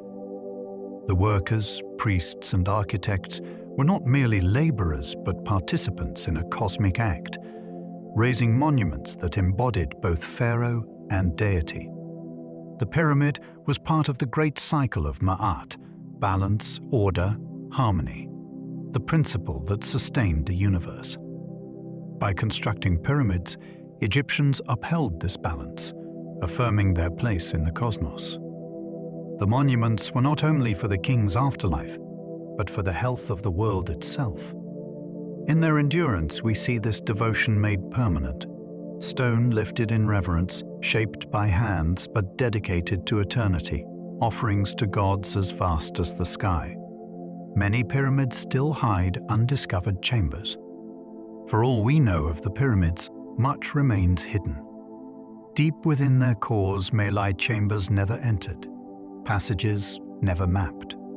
Modern scanning has already revealed voids unknown to explorers, proving that these monuments still hold secrets. Archaeologists suspect that some pyramids conceal burial chambers, storage rooms, or symbolic spaces left intentionally sealed. The difficulty of exploration is immense. The stone is too heavy, the risks of intrusion too high. And so the mysteries remain, sleeping behind walls that have held for 4.5 millennia. Each pyramid is a puzzle partly solved, partly unsolved. The thought that chambers still lie in darkness, their contents untouched since the age of pharaohs, fills these monuments with a living sense of mystery. Even today, they are not finished stories, but ongoing riddles, whispering that their deepest secrets are still waiting to be found. Archaeologists continue to probe them with advanced scans. In the modern age, archaeologists have turned to technology to explore the pyramids without breaking their walls. Tools such as ground-penetrating radar, thermal imaging, and even cosmic ray muon scans allow researchers to peer inside. These methods have already revealed hidden voids in the Great Pyramid, chambers that no human has entered since they were sealed. The scans show that pyramids are still alive with secrets, their interiors more complex than we imagined. Each new discovery sparks both excitement and restraint. Archaeologists must decide whether to drill, to risk intrusion, or to leave the mysteries undisturbed. For now, the scans are enough, ghostly images of empty spaces within stone mountains, proof that after 4,500 years, the pyramids are not silent relics, but active enigmas. Their stones continue to speak, not in words, but in the quiet language of hidden rooms. New pyramid discoveries are still being made today. It might seem that after centuries of exploration, every pyramid has been found. Yet Egypt still surprises us. In recent years, archaeologists have uncovered smaller pyramids buried in sand, hidden beneath rubble, or overlooked near ancient necropolises. Advances in satellite imagery now allow researchers to detect subtle shapes beneath the desert surface, revealing structures invisible to the naked eye. Each discovery reshapes our understanding of Egypt's history, showing that pyramids were built not only for famous kings, but also for lesser rulers and queens. The excitement is that the story is unfinished. The desert is vast, and the sands are always shifting. Somewhere beneath them, new pyramids still sleep, waiting to be uncovered. It reminds us that Egypt is not a closed chapter of history, but an unfolding one, where even today secrets of stone continue to rise slowly into the light of the present. Some pyramids remain buried beneath the desert sands. The Sahara is not static. Over thousands of years, wind and sand have swallowed entire monuments. Some pyramids lie hidden beneath dunes, reduced to faint mounds on the horizon. Archaeologists have identified these sites by accident, stumbling upon fragments of casing stones or collapsed rubble half buried in shifting sand. What once towered above the earth now lies almost invisible, its outline softened into the desert. This burial is both loss and preservation. While the sands conceal and erode, they also protect, sheltering fragments from looters and weather. To imagine a pyramid lost beneath dunes is to realize how fragile memory can be. Monuments meant to last forever can vanish before our eyes, swallowed by the earth they were built upon. Yet they endure still, patient beneath the sands, waiting for the day when wind, science, or human curiosity uncovers them again. Pyramids have inspired legends of secret wisdom. Throughout history, the pyramids have been more than monuments. They have been symbols of hidden knowledge. Ancient peoples imagined them as repositories of wisdom, places where sacred texts or secret sciences were concealed.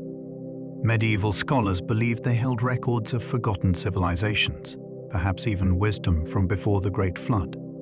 Mystics saw them as cosmic diagrams, encoding truths about the heavens. Even today, fringe theories suggest they hide maps, messages, or technologies left by lost cultures. While archaeology reveals them to be tombs and temples, the myths persist, fueled by their sheer mystery. The pyramids are blank pages onto which each generation writes its own imaginings. Their silence makes them perfect vessels for legend, for they neither confirm nor deny.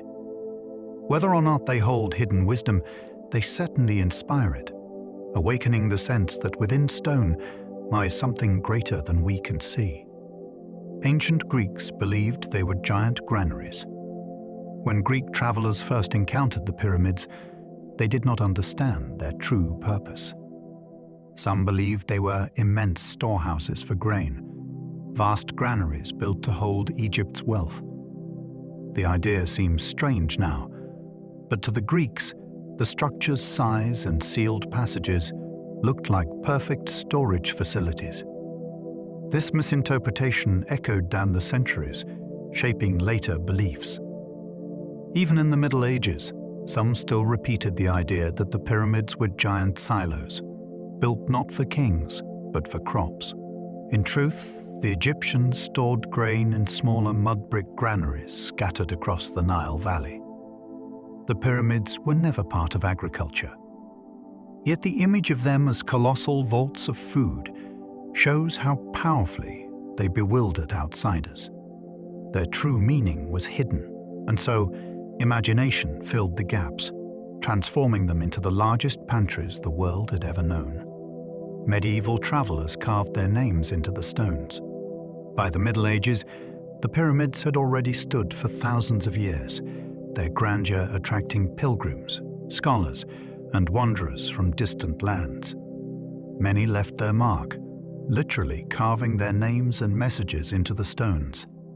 Greek, Latin, Arabic, and even Crusader graffiti scar the ancient blocks, layers of history etched into older history.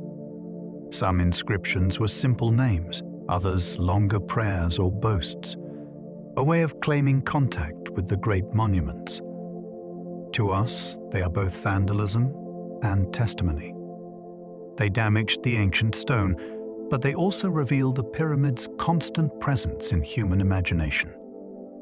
For medieval travelers, to carve a name was to prove they had stood before eternity, leaving behind a small echo of themselves against the immensity of Khufu's mountain of stone.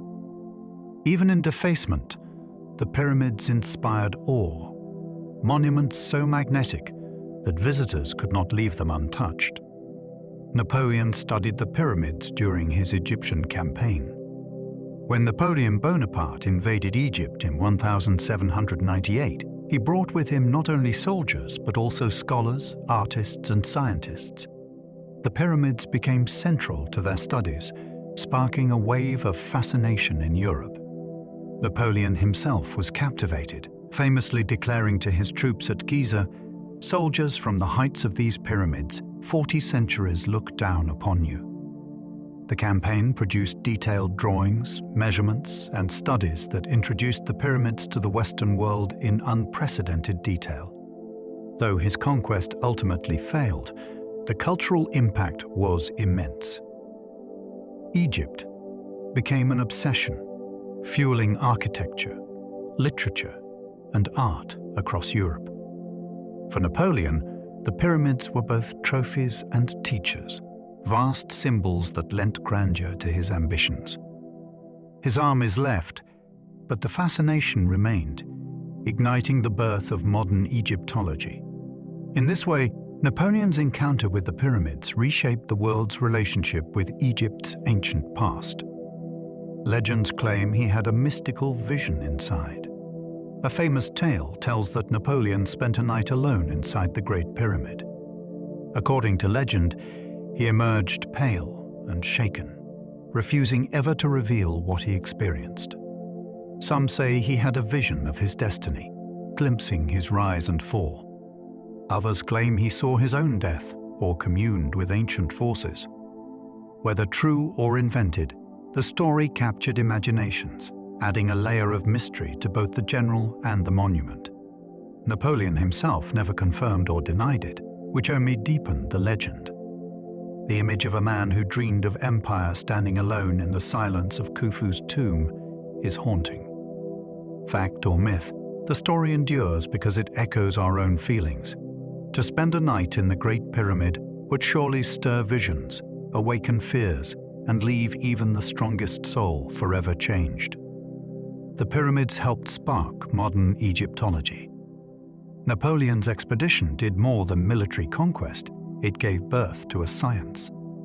The scholars who accompanied him recorded Egypt's monuments in the Description de l'Egypte, a massive multi-volume work that revealed the wonders of the Nile to the world.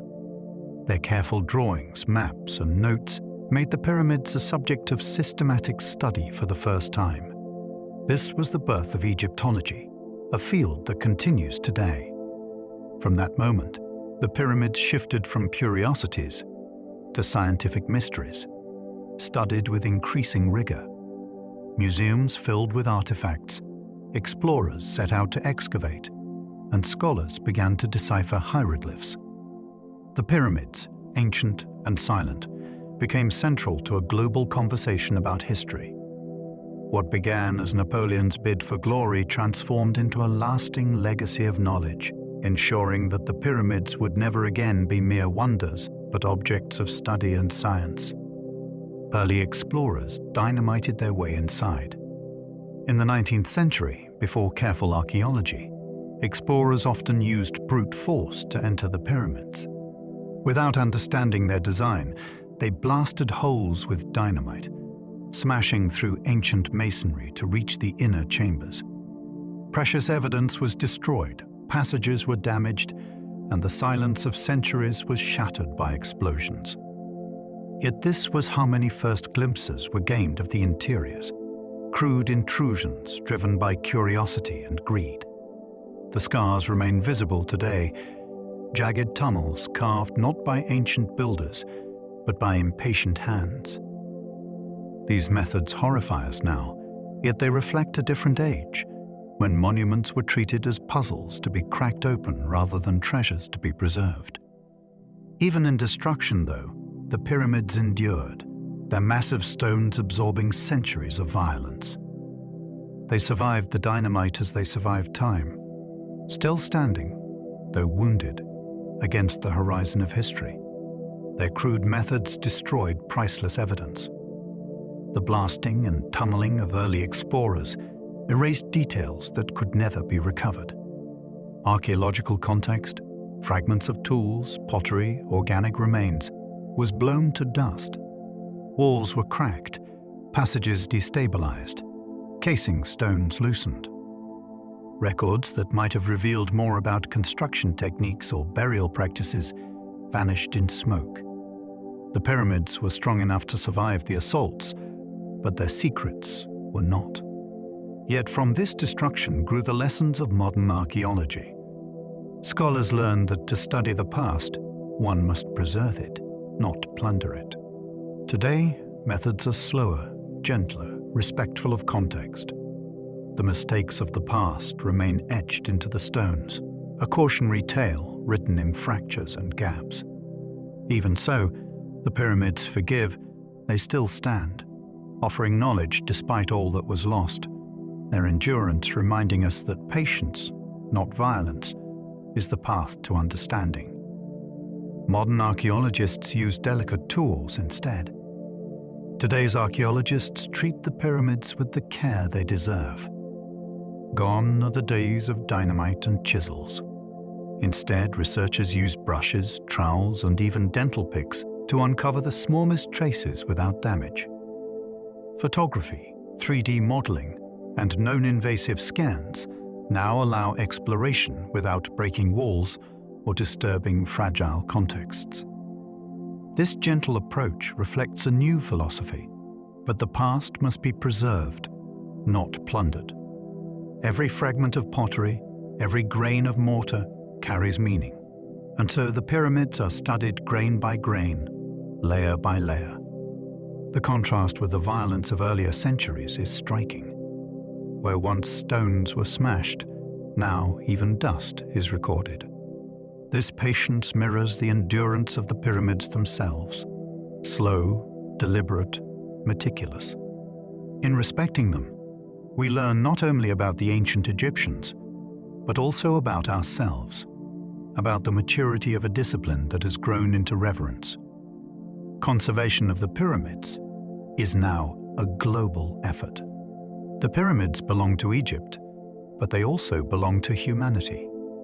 For this reason, conservation has become an international effort.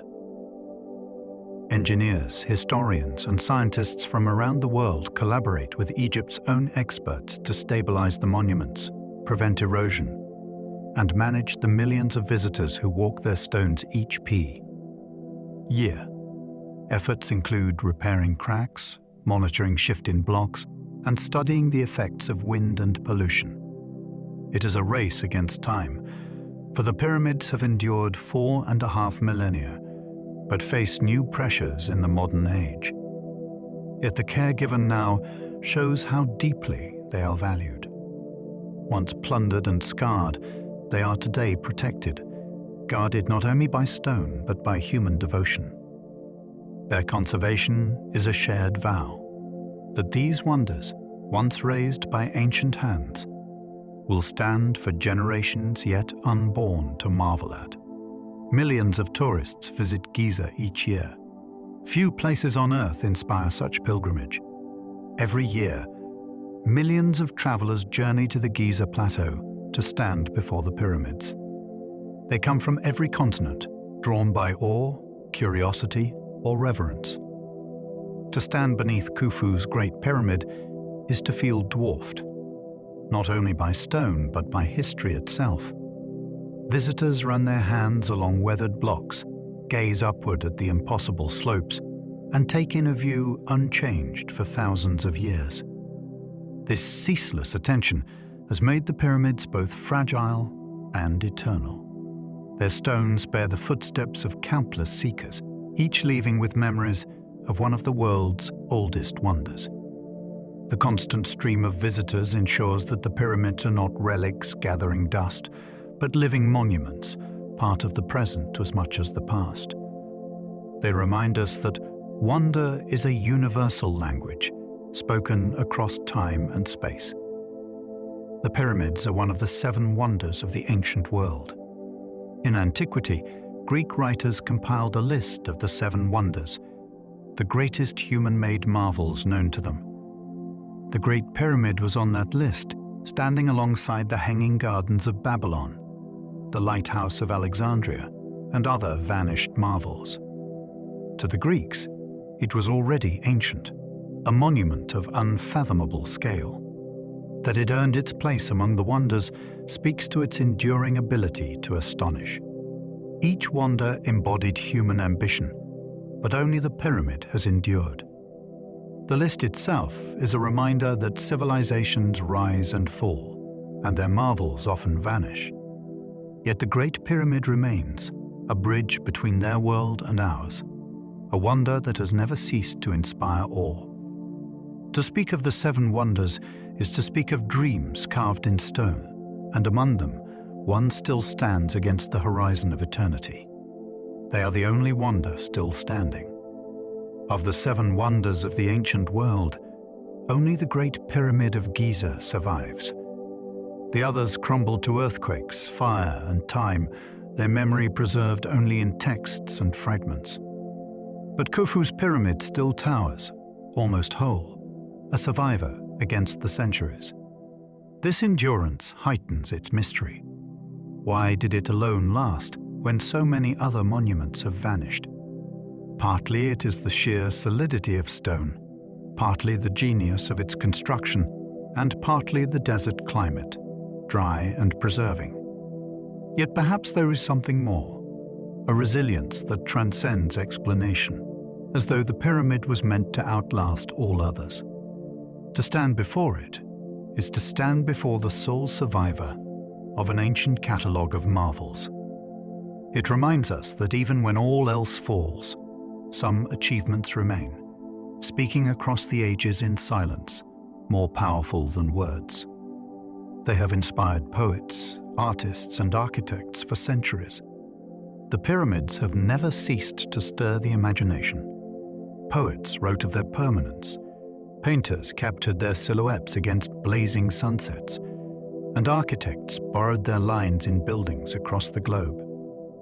From Renaissance sketches to romantic verse, they have been symbols of mystery, endurance, and the sublime. Modern architecture echoes their geometry in skyscrapers and monuments, while filmmakers cast them as backdrops for epic tales. The pyramid has become a shape of universal meaning, at once simple and profound, earthly and cosmic. To create a pyramid is to invoke Egypt, to summon eternity. Artists see them not only as ruins but as metaphors, canvases onto which they project their own fears and dreams. That they inspire so widely is proof of their power. Stone mountains that continue to generate not just wonder, but creation, long after their builders have turned to dust. Ancient Egyptians believed a name had magical power. For the Egyptians, names were not labels but essences. To speak a name was to grant life, to erase a name was to destroy existence. This belief extended into their monuments. Hieroglyphs carved into stone preserved names for eternity, ensuring that the deceased lived on as long as their name was remembered. The pyramids, built for kings, carried this principle. Within them, names were hidden, painted, and inscribed, safeguarding the pharaoh's identity. Even today, when we whisper Khufu, we are continuing that chain, keeping alive the memory of a man dead for 45 centuries. The idea that words themselves carry power reminds us that the pyramid was not just stone but spell, not only architecture but incantation. In Egypt, to build a monument was to write a name in the language of stone, casting memory into eternity through both form and word. Khufu's name painted inside confirmed him as the builder. For centuries, some doubted who had built the Great Pyramid. Ancient historians offered conflicting accounts, and legends grew around its origins. But in the 19th century, explorers found painted marks in hidden chambers above the king's chamber, quarry inscriptions left by work crews written in red ochre. Among them was the name of Khufu, the pharaoh. This discovery silenced doubts. The pyramid was not the work of nameless architects or mythical kings. It was Khufu's monument, tied directly to his reign. These casual marks, never meant for public eyes, became some of the most important evidence in Egyptology. They reveal both the identity of the pyramid's builder and the humanity of its workers. Khufu's name, scrawled in haste by laborers thousands of years ago, still lingers inside, a simple but powerful confirmation of ownership, the king's signature, hidden in stone. Pyramids influenced monumental architecture worldwide. The pyramid form spread far beyond Egypt, inspiring cultures across the globe. In Nubia, smaller pyramids rose for local kings. In Mesoamerica, the Maya and Aztecs built stepped pyramids as temples, echoing the shape if not the meaning of Egypt's monuments. Even in later eras, architects borrowed the pyramid's stability and symbolism. Mausoleums, memorials, and monumental tombs often carry its lines, associating the shape with eternity. The pyramid became a universal symbol, arising independently in different cultures but always linked with permanence, ascent, and power. Its geometry is both simple and profound, easy to build yet deeply symbolic. The Egyptian pyramids may have been first, but their influence spread across continents and centuries. Today, to build a pyramid is to join a lineage of monuments that transcend culture, each pointing skyward in its own way, each echoing Egypt's eternal invention. Even modern skyscrapers borrow their geometry. Look at the skyline of a modern city, and you may find echoes of the pyramids. Many skyscrapers taper as they rise, narrowing toward the top, echoing the pyramid's stability. Architects use this form not only for structural strength, but also for symbolism. A building that points upward, a mountain of glass and steel climbing toward the sky. Some towers deliberately mimic pyramids, their silhouettes triangular, their bases wide and commanding. The influence is subtle, but unmistakable.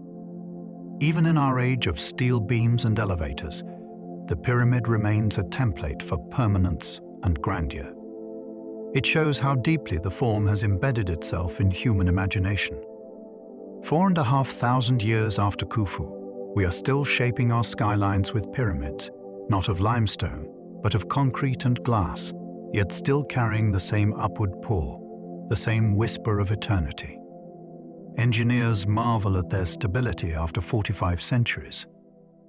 For modern engineers, the most astonishing fact is not simply that the pyramids were built, but that they have stood so long. Their weight presses down with millions of tons of force, yet they remain stable, their cores intact. Earthquakes, erosion, and shifting sands have scarred them, but they endure. Their geometry, wide bases narrowing upward, gives them extraordinary resilience. The joints between stones are tight enough to resist movement, and their foundations are anchored deep into bedrock. In an age when even modern buildings require constant maintenance, the pyramids remain largely whole. Engineers study them as lessons in durability, examples of how mass, form, and patience can create structures that seem eternal. To stand before them is to realize that ancient builders achieved a kind of immortality through engineering, raising mountains of stone that have outlasted nearly every other work of human hands. Some theories say ramps spiraled up the pyramid sides. The question of how the pyramids were built remains one of archaeology's great puzzles. One theory suggests that ramps spiraled around the pyramid as it rose, allowing stones to be dragged upward in winding paths. Such ramps would have been dismantled after construction, leaving little trace. The idea is elegant, explaining how workers could have reached higher levels without building ramps longer than the pyramid itself. Yet no definitive evidence has been found. The spiral ramp remains a theory, compelling but unproven, one of many attempts to solve the riddle. It reminds us that the pyramids still guard secrets, and that some of their methods may never be fully known. The spiral ramp, whether real or not, captures the imagination, a vision of laborers circling upward like ants, slowly wrapping the mountain of stone until it touched the sky. Others imagine hidden internal ramps inside. Another theory suggests that the ramps were not outside at all, but built within the pyramid. As the structure rose, workers may have used an internal spiral of passageways, hauling stones upward through hidden corridors. If true, these ramps may still lie buried inside. They remain sealed within the structure. This idea gained attention because it explains the pyramid's clean outer faces, which show no evidence of massive external ramps. Yet it remains speculative. Scans have hinted at possible anomalies inside, but no clear proof has emerged. Still, the thought of ramps hidden in the very heart of the pyramid is haunting, as if the monument is not only a tomb, but also a labyrinth, concealing within its bulk the traces of its own creation. Perhaps the greatest secret the pyramid holds is not who built it, but how. No single method has ever been universally accepted. For centuries, scholars have debated how the pyramids were raised, and still no single theory satisfies all the evidence. Straight ramps, spiral ramps, counterweights, levers, even water flotation have all been proposed. Each solves part of the puzzle, but leaves questions unanswered. Perhaps the truth was a combination, evolving as construction rose. The Egyptians may have used techniques so ordinary to them that they never thought to record them, leaving us puzzled millennia later. This uncertainty is part of the pyramid's magic. The fact that such vast monuments can stand before us and yet still resist full explanation is extraordinary. It humbles us, reminding us that the past was both ingenious and elusive. The pyramids are not just monuments of stone, but of mystery, keeping their most intimate secrets veiled even as they stand in plain sight beneath the desert sun. Each new discovery reshapes the debate. Every time archaeologists uncover a new tool, quarry, or inscription, the debate about pyramid construction shifts. A painting of workers pouring water before a sledge suggests one method. A fragment of ramp discovered in a quarry suggests another. New technologies reveal voids and passages that spark fresh theories. The pyramid is like a riddle with shifting answers, each discovery opening new possibilities.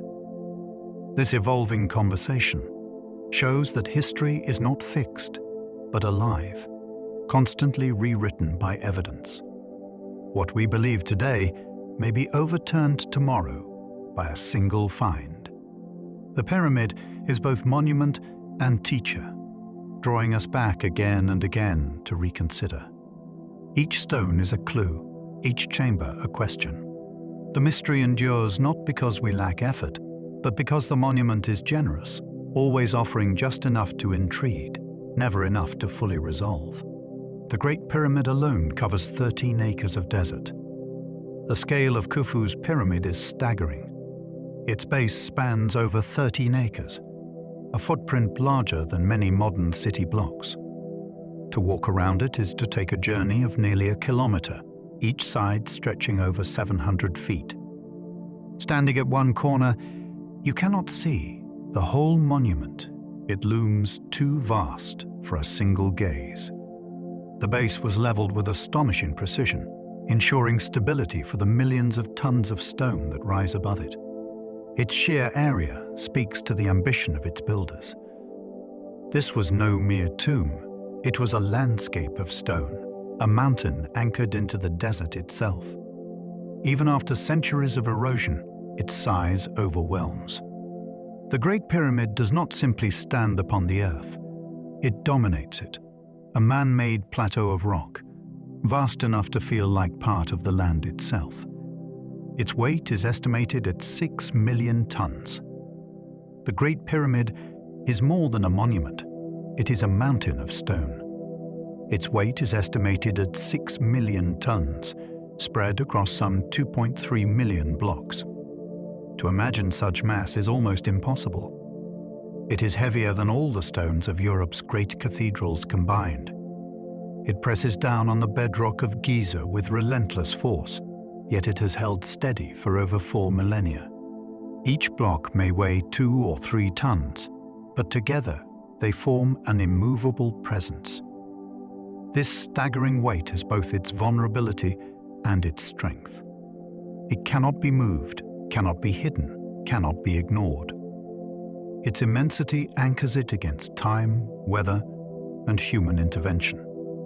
The pyramid is a mountain not of nature, but of intention.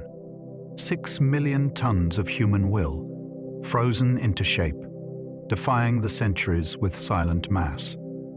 It settles into the bedrock less than an inch each century. Despite its immense weight, the Great Pyramid has remained astonishingly stable. Measurements show that it settles into the bedrock by less than an inch per century. Over 4,500 years, this amounts to only a few feet of shift, remarkable for a structure of such mass. Its foundation was carefully prepared, carved into solid limestone bedrock and leveled with precision. The pyramid does not float precariously, but sits anchored, distributing its weight evenly. This stability is why it has survived while so many other monuments have collapsed. The pyramid seems less like a building and more like part of the earth itself, rooted in the desert. Its slow, almost imperceptible sinking is a reminder of time's patience. Even as centuries pass, the pyramid yields to gravity so gently that it remains virtually unchanged, a mountain designed to outlast eternity. The pyramids remind us how much the ancient world achieved. When we gaze at the pyramids, we are reminded of the brilliance of the ancient world. Long before iron tools, steam engines, or modern cranes, people organized, engineered, and executed projects of impossible scale. They aligned stone to the stars, moved blocks heavier than elephants, and shaped geometry into monuments of faith. Their achievements speak not of primitive labor, but of sophisticated knowledge, discipline, and vision. The pyramids are proof that human ingenuity is not bound to modernity. It has always been present, capable of marvels. To see them is to feel both humbled and inspired, to realize that the past is not a dark age behind us, but a foundation beneath us. The pyramids are humanity's mirror, showing us what can be done when ambition, belief, and collective effort converge. They remind us that greatness has no single era. They remain one of humanity's greatest mysteries. After centuries of study, the pyramids still refuse to give up all their secrets.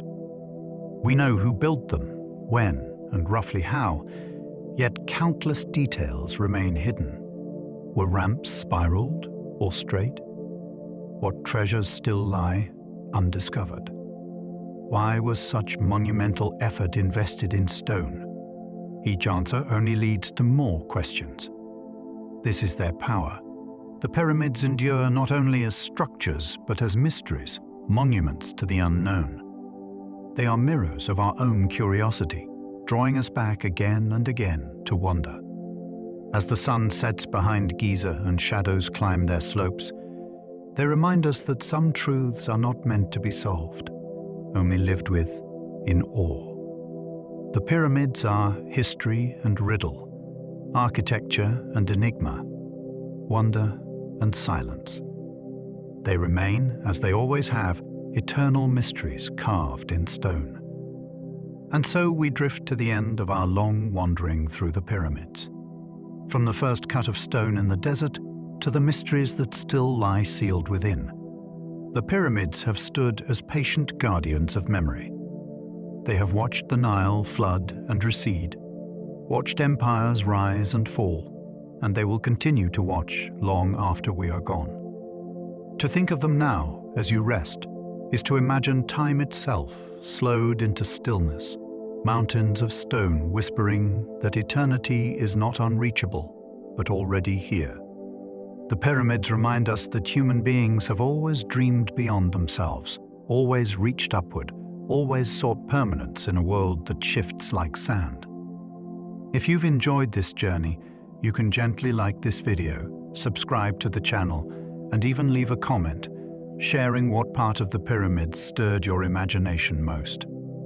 It helps this little corner of history keep growing. But for now, you don't need to do anything at all. You can let go of time, let go of stone, let go of thought. Imagine yourself lying under the desert sky, the stars wheeling slowly above the pyramids, Orion's belt glimmering just where the ancient builders once looked. Your breathing slows. The sands are quiet. The pyramids stand eternal. And you can drift into dreams, timeless and still. Good night.